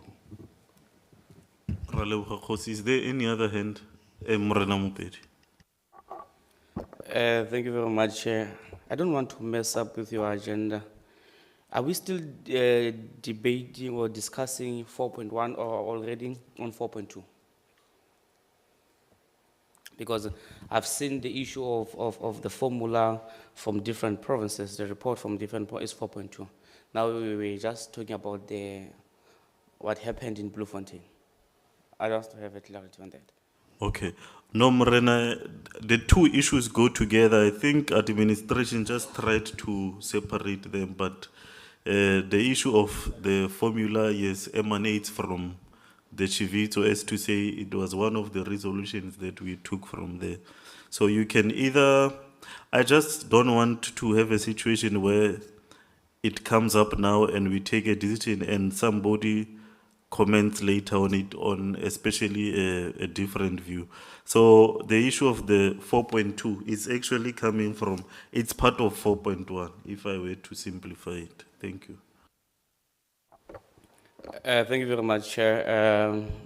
Let me take this opportunity to greet your good self and then all the Deputy Chairperson of the National House, all the chairpersons, and my good Deputy Minister of Traditional Affairs, and all officials. Honorable Chairperson, let us be honest, what happened in Bloemfontein, it was 2 steps back. Let us be honest and be frank about what happened in Bloemfontein. Such a poorly organized event in Bloemfontein. When the president announces that there will be a ministerial task team, he then gave each minister a work stream to head and report to the traditional leaders.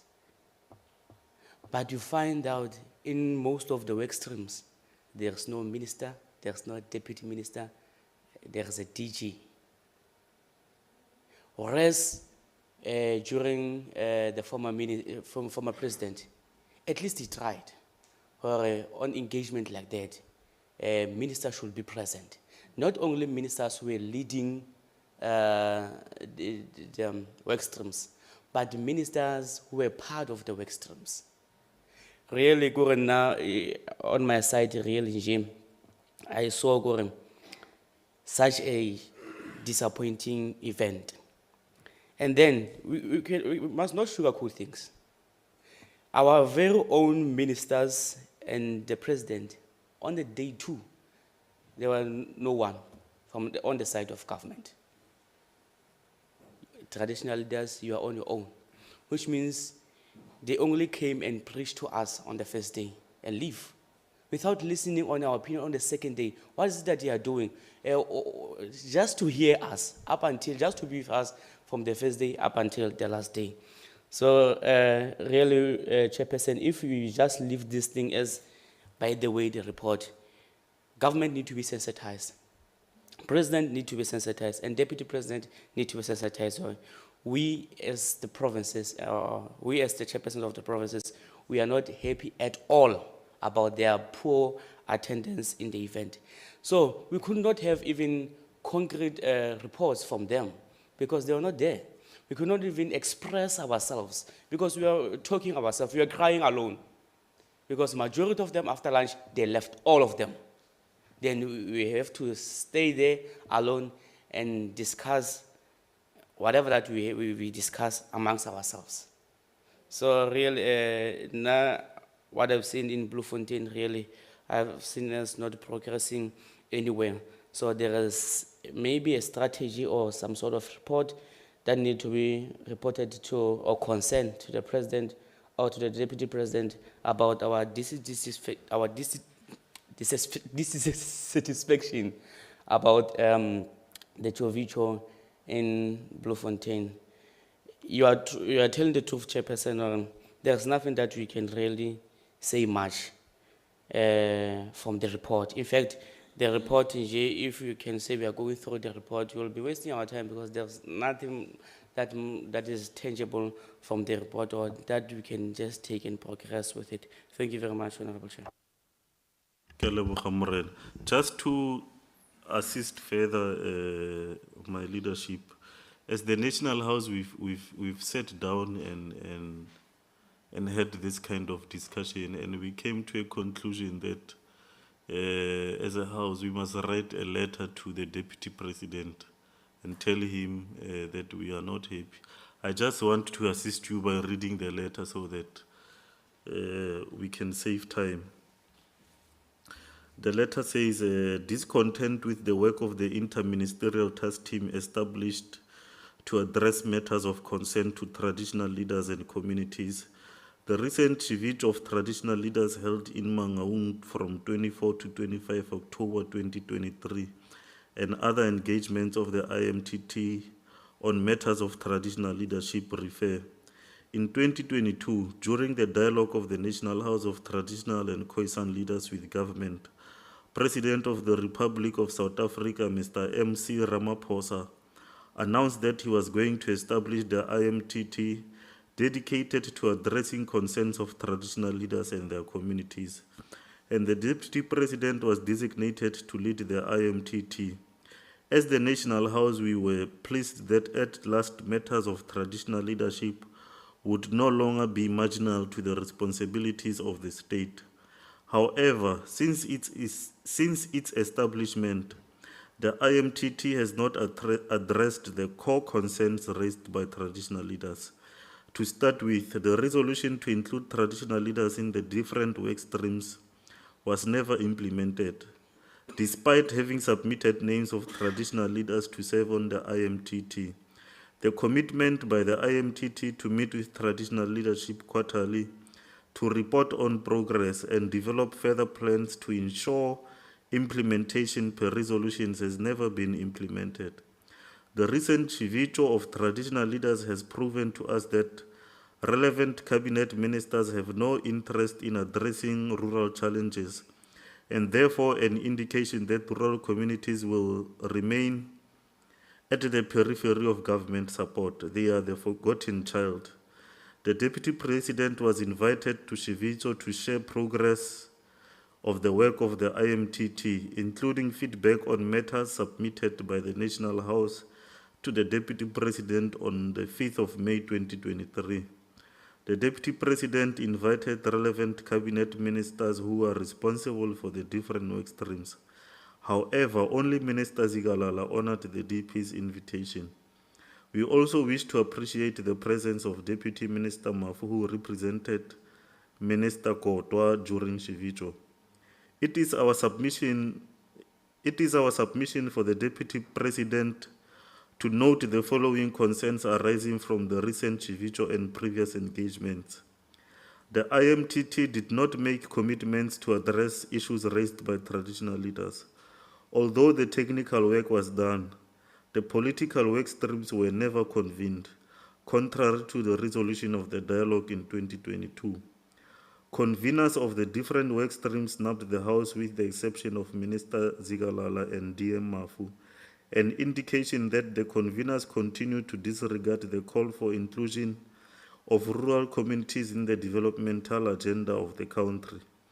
We wish to request the DP to indicate if workstream conveners realize the importance of the IMTT in addressing issues raised by traditional leadership on behalf of their communities. On this basis, the National House wishes to advise the Deputy President that Shivito did not achieve any objective insofar as the role of the IMTT is concerned. We therefore request the Deputy President to guide on how and when can we expect to see tangible progress. That is the content of the letter. So just in support of what Morena Mupedi and traditional leaders are saying, part of the work we have already conveyed the frustrations you are talking to the Deputy President as the National House. But we also need to hear the voice of our provincial leadership on the matters. And if there's something we have left out, we can continue to engage the Deputy President, because some were even saying we might as well write to the President to say this thing is not working. Rather deal with the matter yourself. But then we said, let's give the Deputy President a chance, the last chance to see what he can do. Because I think we can all agree that with the former Deputy President, you could see that there is an intention to move things forward. But currently we are not so sure as to, is it a question of, the Deputy President is new in his position, but is not new in government or in politics. But we are not seeing the zeal that David Mabuza used to have, and to demand even from premiers and ministers to say you must do this thing. That thing is not there, we don't see it. So we have written this letter to the Deputy President. We are waiting his response, but it's important. So maybe let's close the first matter on the formula.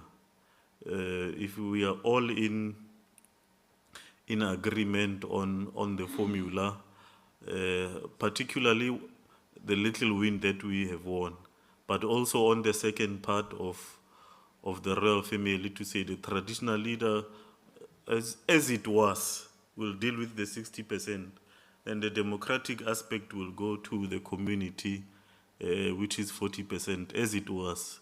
We would be happy to move on in that fashion. So maybe we should close that and then finalize the issue of the Shivito in its totality, so that we don't speak about other issues and then go back to the formula and all of that. Yes, Nkosi. Okay, Chair. No, I just want to check something here before we say we are agreed. Because my understanding here, if you look at to the Act, is the Act that gives a power to the royal family to appoint a traditional leader.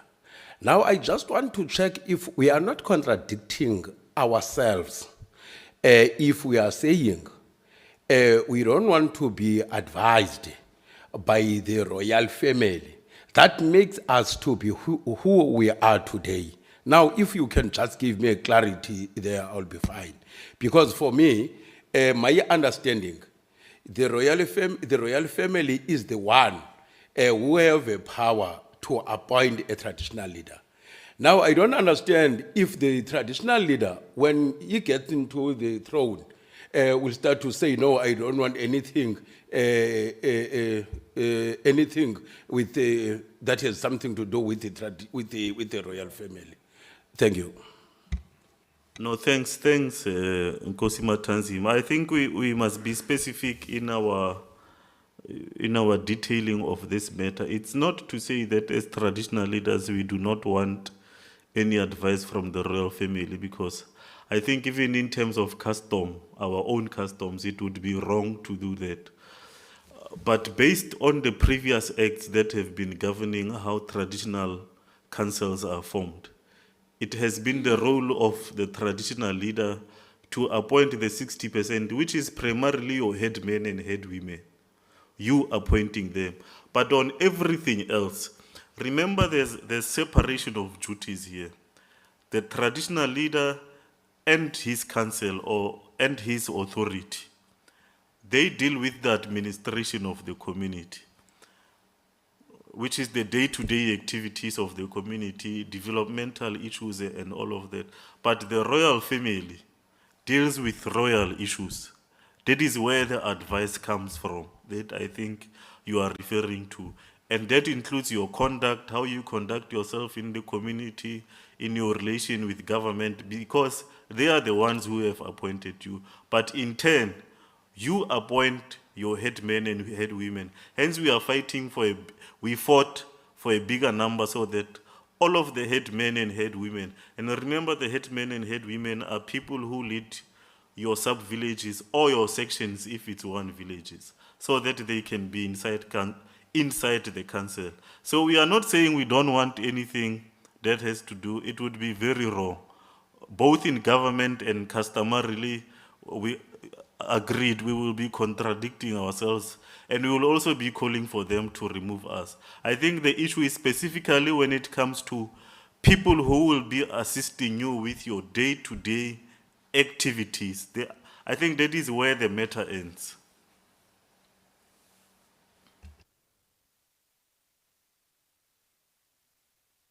Kgosi Maoto, and Chairperson Eastern. No, thank you very much, Chairperson. Greetings to all the chairpersons here, yourself, Deputy Minister, and our officials. Chairperson, I think Nkosi Matanzima is right to say the issue of the forum of the royal family is captured in the Act. Therefore, my thinking says to me, maybe we should wait the right time to amend the Act or make corrections in terms of the Act. For now, I don't think we must maybe try to either TPEX or I don't know how we can deal with this one because it's captured in the Act. Maybe we are not satisfied about it, but my suggestion is let's wait for the right time when the amendment or the corrections of this flaws of the Act will be starting so that we can do that. That's my proposal. Thank you. Chair. Thank you, Chair. I don't think it says the royal family must interfere with the day-to-day. I think the royal family there is captured only on the constitution or reconstitution of the traditional council. And it gives you, and maybe we can read it. It can help us. It gives you a choice of choosing those people who may assist you in selecting those people that you want to select. I think that's how it is, unless I understand it differently. It's not the day-to-day in the traditional council. It's just specifically on the reconstitution. That's all. I don't think we should really reject the question of the royal family. It may put us in a totally different situation. Once the royal families, they hear that we don't want them, then some people will be in trouble. This is how I think. But it would have been proper probably if we were to read exactly what it says before we can conclude this matter. Thanks, Chair. Kgosi Mabalane, CEO, as you prepare to read out that part. Thank you, Chairperson, fellow chairpersons, Deputy Minister, and our officials. Chair, I think without being technical from a legal perspective, it's obvious that the royal family structure has a role to play. And it's not too involved in administration. It actually serves as oversight to administrative council of that specific community. So for us we all know that, fellow colleagues, it's a structure on its own. We shouldn't confuse those two. Those are two different structures.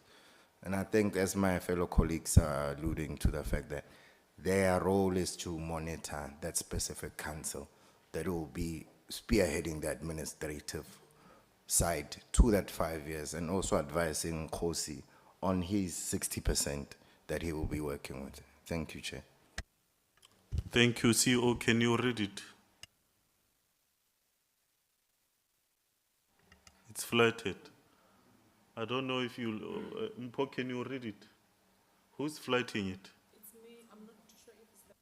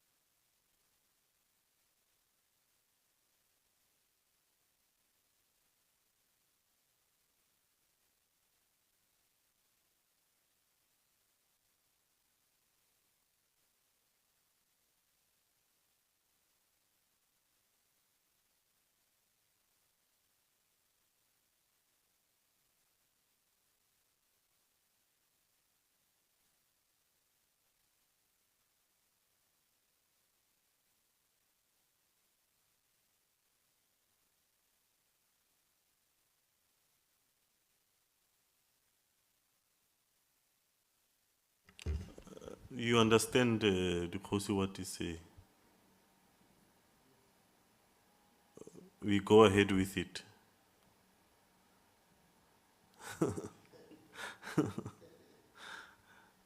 Yeah, don't come back crying, but let's go ahead with it. DM. Oh, wait. Before DM speak, I want to read to subsection 2. That establishes the forum. Yeah. It Rule 16.2. A kingship or queenship council or principal traditional council and traditional council consist of the number of members as determined by the minister by formula published by notice in the Gazette after consultation with, in the case of kingship, queenship or principal traditional council, the king or queen or principal traditional as the case may be, a forum of not more than 5 members of the royal family designated by the royal family, and a forum of not more than 20 senior traditional leaders under the kingship or queenship or principal traditional community designated by the senior traditional leader from amongst themselves. That's it. Can you repeat that, CEO? I'm on 16 subsection 2. Hmm. Yes, it is the one that is flighted there. A kingship or queenship council, a principal traditional council, and a traditional council consist of the number of members as determined by the minister by formula published by notice in the Gazette after consultation with one. In the case of a kingship or queenship council or principal traditional council, the king or queen or principal traditional leader, as the case may be. BB, a forum of not more than 5 members of the royal family designated by the royal family, and a forum of not more than 20 senior traditional leaders in the case of a king, under the kingship or queenship or principal traditional community designated by the senior traditional leaders from amongst themselves. Roman figure 2. In the case of a traditional council, the relevant premier and the provincial houses provided that the formula must be published in the Gazette within 2 years from such date. Yeah. Can you just explain in simple terms what is going to unfold? Specifically, that has to do with that, is it, they call it a forum or what? Yes. Yeah. They call it, those are the members of the royal family who must be, who are the ones who are going to assist Kosi in designating the 60% that is required. Meaning, the royal family must afford Kosi four or five members to be called a forum. When Kosi is considering the 60%, that is the forum which will assist Kosi to come up with the 60%. And in case of a kingship, is the 20 senior traditional leaders who are within a kingship concern who will constitute that forum. Mm. Yes. Yeah. Okay. So can we move on and give to the DM? DM. No, thanks very much, Chairperson. And greetings once again to chairpersons and deputy chairpersons of provincial houses of traditional leaders and KHOI-SAN leaders. Chair, let me start from the composition or constitution of the Chairpersons Forum. I'm just expressing my observations. I'm not quite too sure, Chair, whether there was technical support prior to the convening of the Chairpersons Forum. Because from what I am observing, it looks like you are on your own as traditional leaders. It doesn't seem there's a technical support that would have met, looked into these issues, analyzed them. By the time you come here as political leadership of the institution, at least there's a framework that has been put together that has given you a sense of engagement on these issues, which would have been dealt with at a technical level. So it's my observation, Chair, if it did not happen, my suggestion is that the first thing to do, let's deal with the structure. One, there must be a technical support to the Chairpersons Forum, led by the Director General. For instance, the issues that we are raising here, of course, DDG Shandu is here, but DDG Shandu is institutional support. And issues that are raised here, they have to do with the DDG who's not here, who deals with research, policy, legislation, and all of that. Because now it's more of the legal interpretation. And there's no legal person here who would have made it easy for the forum to give interpretation to the law. What does the law say? What is expected?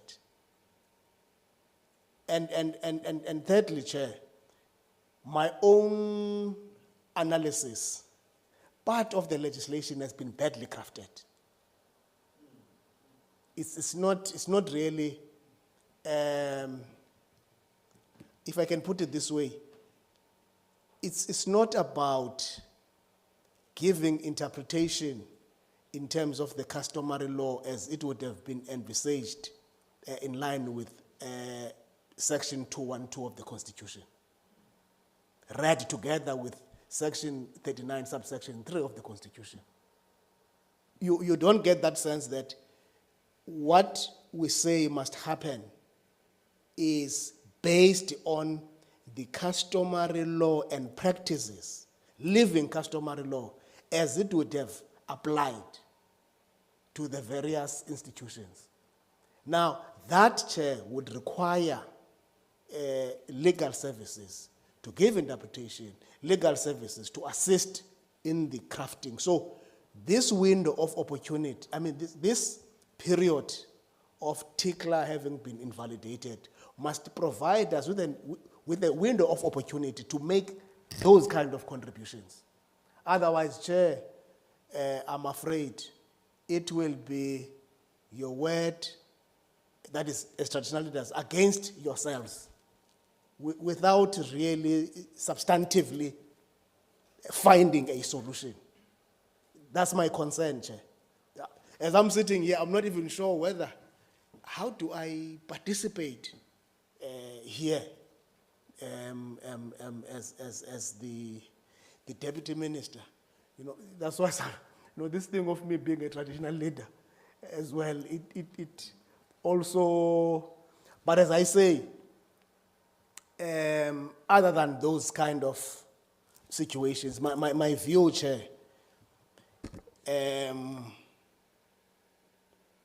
would be to say, let's deal with structural issues, deal with institutional issues, and so that ultimately we're able to make a substantive outcome out of this engagement. I'm looking at the chair from Free State. I was with him yesterday. There's no one from Free State. I'm looking at Northwest. Yes, the secretary is here. The secretary is here. Eastern Cape, I don't see someone who's supporting them. Senior technical level. KZN, I don't see someone who is here at a technical level. And one would have expected that DG, HODs, and relevant DDGs, that level should have met before. And I want Chair to suggest that between myself, yourself, the DG, let's have a session so that what I am now sponsoring, it is institutionalized going forward. Thanks, Chair. Thank you, DM. We will definitely look into what you are proposing. I think okay, Morena Mupedi. Thank you very much.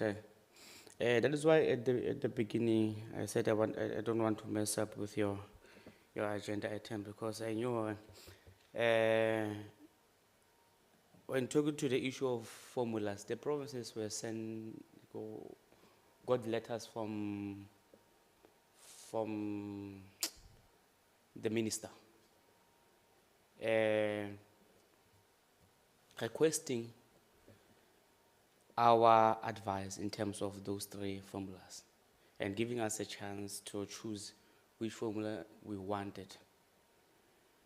I thought if we were to discuss this issue of formulas, all the inputs that we've sent to the department or to your August House will then be presented to us and see a majority of us which formula they pick, and then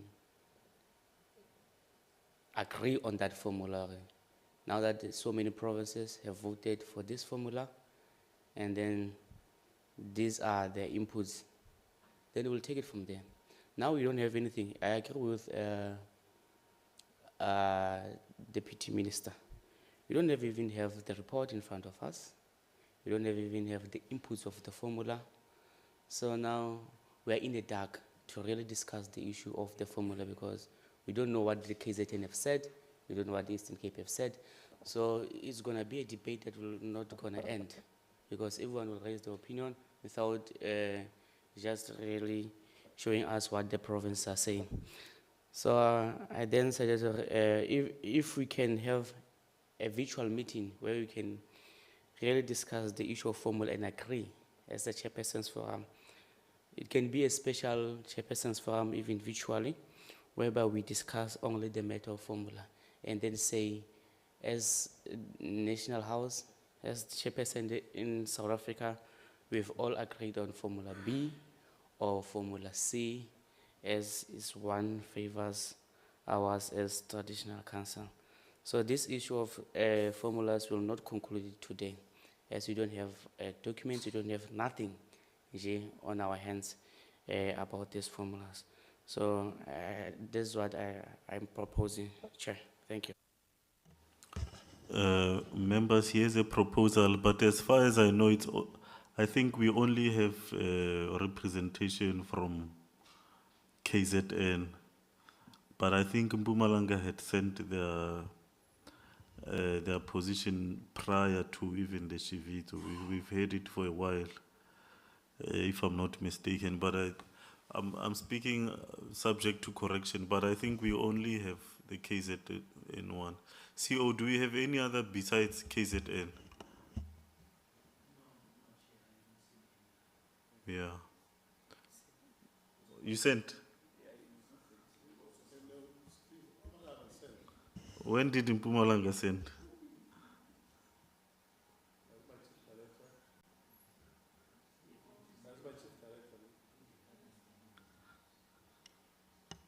Where did you send it, Josimot?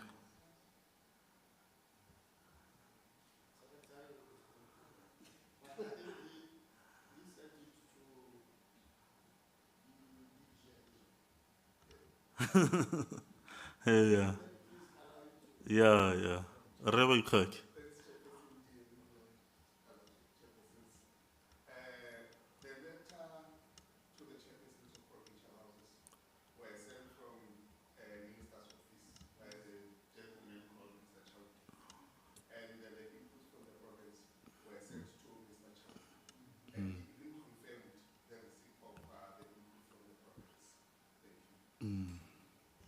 Yeah, well, I think that is where the problem is. Because now even the office of the minister is not here, Mr. Chauke is not here, and we are the ones who are expected to. But now I don't know how we managed to receive the one from KZN. Hence, I can confidently speak about it because it's in my possession. The other ones, because I even know even my province has a decision on it. I'm just asking. I know that we have already taken a decision on it, but it's not, we have not received it procedurally. So I think it has went somewhere else. CEO. Chairperson, may I suggest that maybe we will engage with the colleagues past 2 men so that we collate the information from provinces. And then on the special chairperson's forum that was supposed to be Tuesday, if I may, then we can have a presentation from the KZN is there in a virtual meeting, if the chairperson so kind. Hey, but Rona, we are closing tomorrow. No more meetings. We are tired of. We want to go home now. If we have that meeting, we will have it January or yeah. We are never gonna have this meeting now. What is the deadline is March most, but essentially we agree on the gist of the formula. I think it's the secondary issue that. Yes, so it's not as if there's a big problem. But even then, I think based on your comments, you are already saying this is our position from the provinces. But we will do have that. I think the office of the minister is being malicious, directly requesting those positions, because otherwise later on they will say, but no, we spoke to the provinces and they agreed. Maybe the provinces must also be cautious of that, because we will sit here and think we are discussing something only to find that the office of the minister is implementing it, because our comments from Northwest are already with the office of the minister.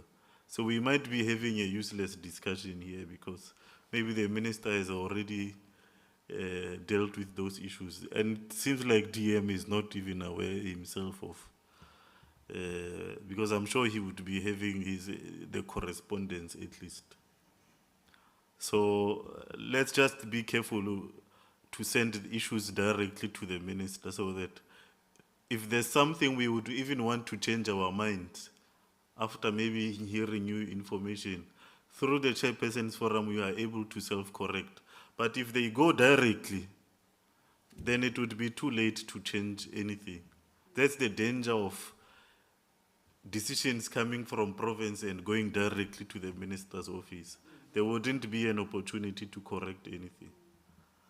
But we are not saying somebody is wrong here from our side, no. We are just saying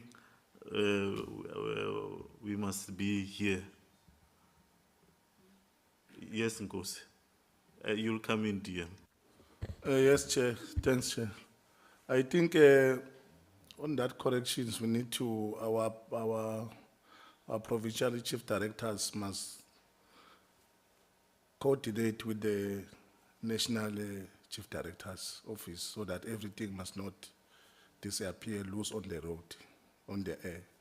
So secondly, I support the proposal of Morena Mopedi about the special forum early next year, January, please, so that you can iron out all these setback issues, please, so that you can rest this issue to final one, because the time is behind us now. Thanks, Chair. Thank you, DM. No, thanks very much, Chair. I just want to suggest that, you know, Minister is the executive authority, and there are statutory functions assigned to her as the minister. But the minister does not implement. Officials implement. Now, it's important to agree on the protocol of engagement. Otherwise, if we as traditional leaders, we don't tighten that part of the protocol of engagement, what the chair has just said is going to happen. My suggestion, Chair, is that whenever you receive correspondence from the national sphere of government, it's important to touch base with the chair. The chair is just a telephone call away. Chair, as the chairperson of the Province A House, I am in receipt of this correspondence. Are you aware of this? And what is the approach in terms of the protocol of engagement?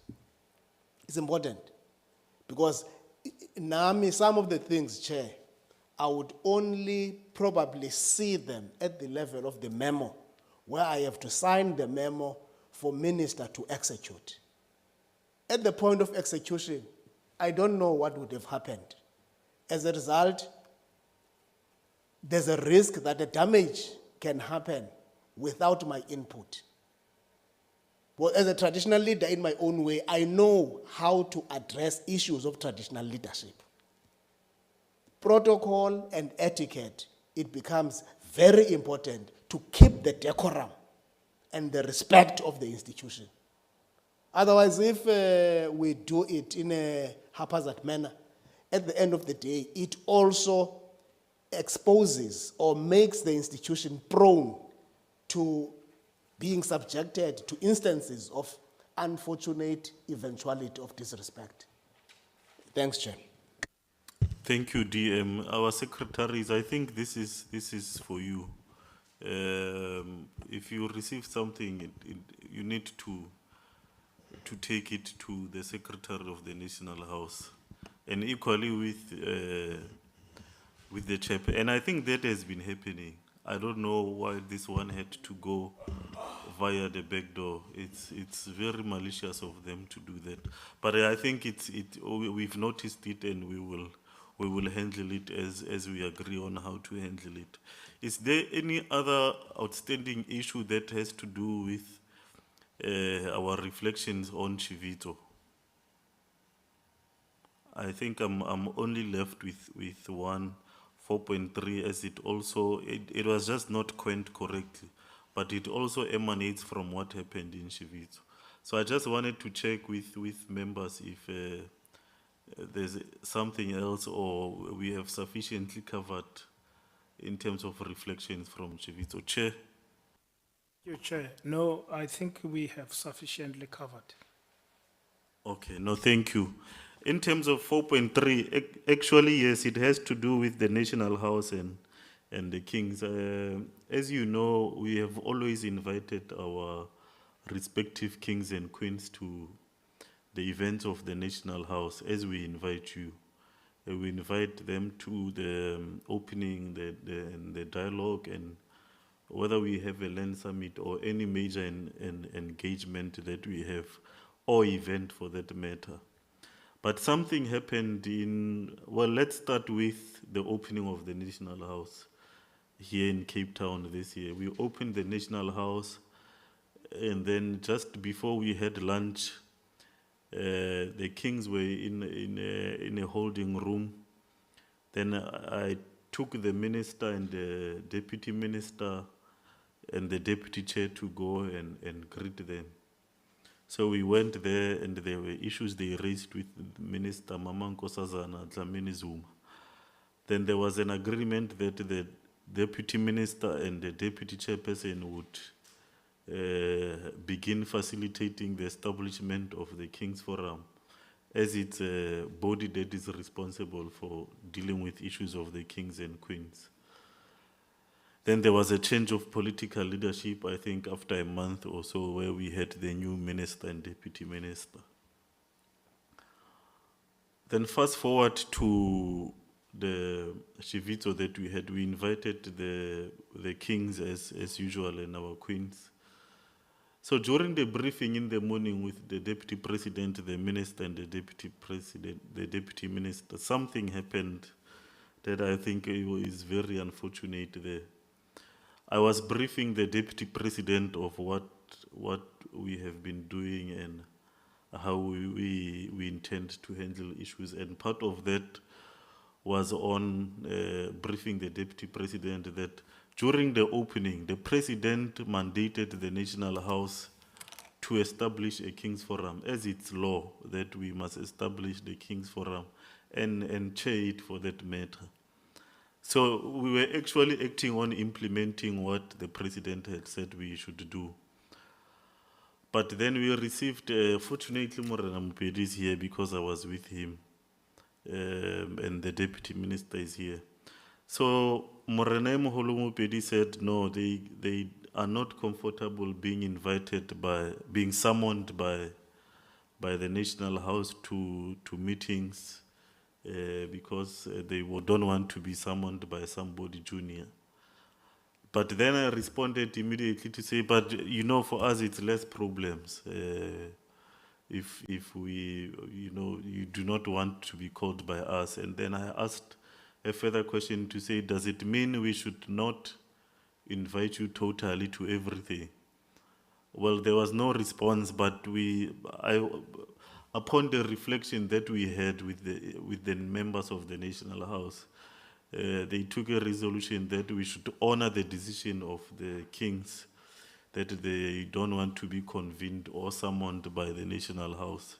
Therefore, we will not be summoning them to any meeting or inviting them to any engagement of the National House, be it the opening or what, because they said they will convene themselves at whatever level that they are in. I think if we were part of the session this morning, you would have heard the members of the House reiterating the issue of the respect, that respect is two ways. If somebody that has made you a king, because in terms of law, even customarily, you only become a king because of their traditional leaders. If they are not there, then you don't become one. But I'm saying it's unfortunate if maybe the king said it to me or to us, with only us, but not with the deputy president and the minister there. Maybe we could have swallowed it much better. So we were quite shocked to just be ambushed by Morena Moholo Mopedi and saying that it was quite an ambush. But as for us, I think as the National House, we respect what they are saying, that they do not want to be part of the National House and be convened. But I don't know what they will do. Maybe they will convince the president or the minister to change the laws, because maybe they are speaking at that high level so that they can convene themselves. But currently, as it stands, the law says they must be convened by the National House, but I think we are below them, so it is for them to decide how they want to move forward. But it has been clarified that from our side, they don't want to be summoned by somebody junior. So we just wanted to relate that message to you and say, you must be aware of the incident that happened. I'm just glad I was with at least two traditional leaders who can vouch for me, because the chairperson and the deputy was there in the room when that happened. I think we were all shocked by this. But anyway, it's something we had to convey to the leadership. So yeah, I don't know if there's a question or comment on the matter, so we can move on and get closer to closure, as we need to give the DM, and also KZN needs to go back home, as they've got their last sitting, I think, tomorrow. So if there's a comment or question, we can get it and get to move. If there isn't, then we can move to the yes Nkosi. Interpretation on my side, Chair, and probably clarity or advice from other members in terms of interpreting what you have just narrated to us. My understanding now from what you've just said, I take it that he was speaking on behalf of all the kings in the country. And that would mean that they don't want to be invited by any house, not necessarily national house. It means any house. That's my take to it, because he was speaking on behalf. Because if they can't be invited by the national house and all that, then it means the provincial houses also, they can't invite them. That's my take. Can I be assisted if I'm correct? Members, anybody to assist? I don't think it's referred to me. This is a difficult matter anyway, but it's true. This is what my honorable king, that is my boss anyway, said they don't want to be necessarily simoned by. He started by saying, before saying they want to be simoned by the National House, he said Morana Neo Mupedi and Morana Neo and Jose Siatlo, they are junior to us. So we don't want to be simoned by juniors. But we don't have evidence. We don't have evidence that saying we are speaking on behalf of all kings in South Africa. But what do you know, he said, as kings. We don't know, maybe he was saying out of his mind, or it was a mandate of all the kings in the entire country. But he said, as kings, we don't want to be Simon. Maybe they have convened a meeting and then assigned him to report to the deputy president. We don't know. Or perhaps he's the one who came up with the idea. But I think that thing resonated from somewhere. So he didn't just wake up and think they cannot be summoned by juniors. Maybe there was a discussion somewhere, whereas we don't have any evidence. There is all kings who share the very same sentiment or the very same opinion or the very same idea. Thank you. Thanks, Muren. You just remind me. See, I think we've got a letter where the kings, well, it's not all of them, but they had their own meeting, and they appointed. Is it who is that Kumkani? Ndamas as the interim chairperson. So that is the first point of getting it wrong. I think somebody is ill-advising them. Because the law is clear on who must convene them. So they convened themselves and elected or appointed an interim chairperson. So maybe to answer further is that there is that, I don't know what should we call it, but I guess it's a King's Forum, which is not convened by the National House. So I would take that he was speaking for, because you are correct, Morena Mopedi. He said, as kings, we don't want. So I take it that it's coming from there. Yes, Nkosi. No, ngiyabonga Sihlalo. Sesikhomba into abantu abadala manje la.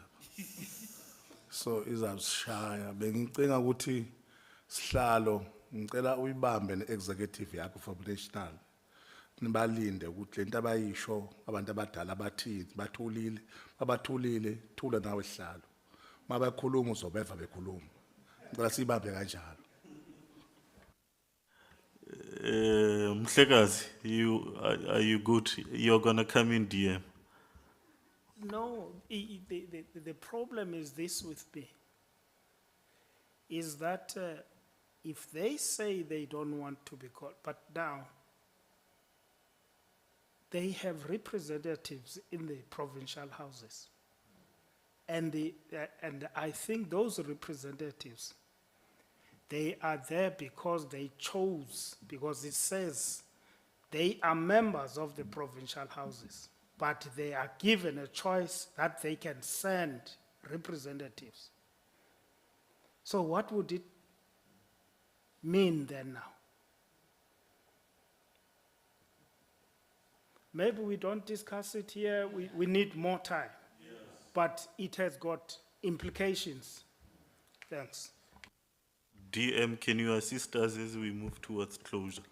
No, thank you very much, Chair. Let me first confirm, Chair, what you have shared. Indeed, what the Chair has said is correct. I was in that meeting.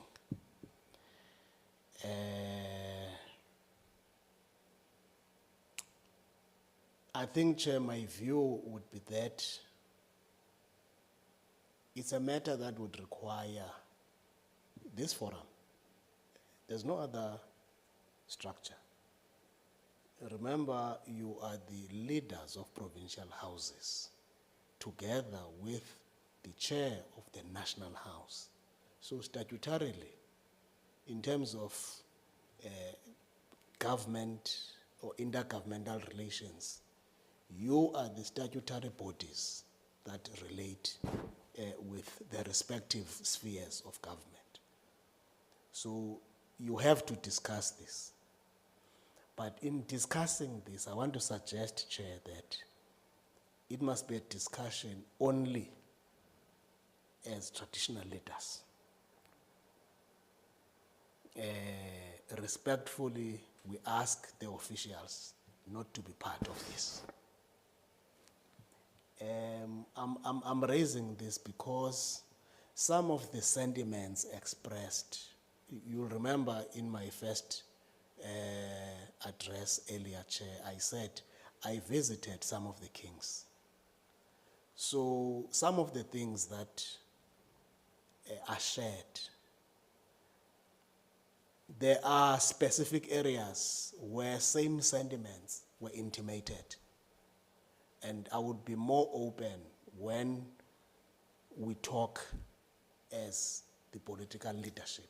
That is myself as a deputy minister and yourselves as the leaders of the houses, where I will be much more open and perhaps try and find ways of solving this, because it must be solved. Unity amongst yourselves as traditional leaders is very important, irrespective of levels and hierarchies. At this stage, it's very critical that as traditional leaders, you are united. That's what I can say, Chair. Thanks. Thanks, DM. I don't know, over and above that, is there something maybe you would like to relate to the leadership that is here as we... Yes. Thanks very much, Chair. Chair, all I can say is that I am here to support the institution.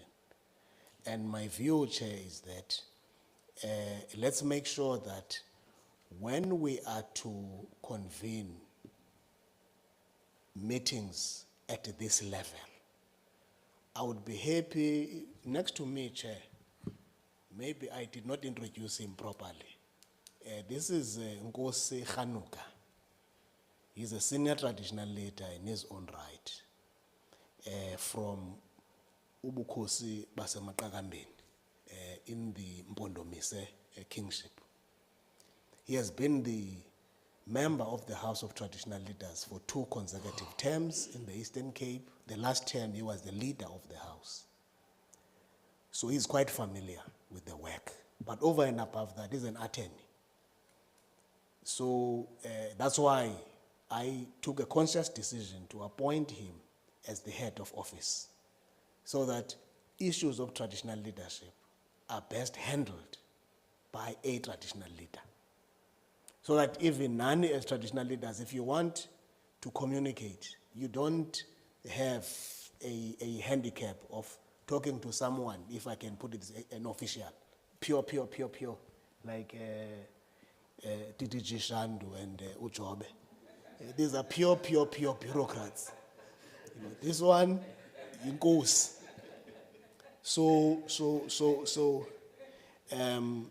If you, Chair, is that when you are to meet, it would assist us if we can get the agenda. So that in getting the agenda, we are able to mobilize ministers and deputy ministers who are relevant to the subject. So that when you meet as the chairpersons forum, it is not just a tick box that we met, we have to meet 4 times a year, and indeed we met 4 times, or we have to meet 6 times a year, and we have met. No, it must be about the issues that you will be discussing, what is it that you want to achieve, who strategically has got the capability to make sure that you achieve.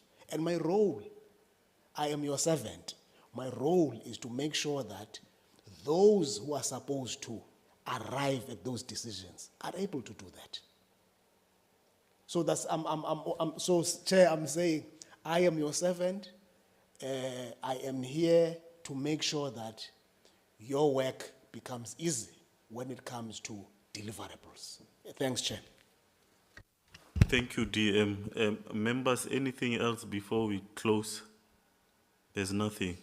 Yes, no, thank you. I think we are going to have that virtual session specifically to finalize this matter of the formula, which I think in essence it's finalized, but we'll do it. But I think maybe the next financial year we will meet much better. Remember, it's all our first year. So from our side to convene the chairperson's forum has been a problem because we are new in the office. There's so many things we need to do. I'm sure you've also been facing similar issues whereby you need to prioritize and try and understand what is happening in your office. So even ourselves, we've been having that challenge of trying to familiarize ourselves with everything that one is required to do. I take it that we need, I don't know, I think it's post the opening of the National House because of budgetary issues. In the new financial year, we will have a chairperson's forum on maybe a day or 2 to go through everything that we need to go through, and for the purposes of planning and all of that, I think we need to dedicate maybe a day or 2 to it, so that we even have our year plan as the chairperson's forum to say what is it that we intend to do as the chairperson's forum and all of that. So thank you very much for availing yourself at such a short notice. Yes, we say we are closing, but the work of traditional leader, it never ends. Even as we live here, we are going back to our villages where our communities are waiting for us. I think we are just vacating the capital cities more than anything. But we are going back home to do our work. But hopefully we are able to rest and recharge for the next year. So thank you very much. The meeting is adjourned.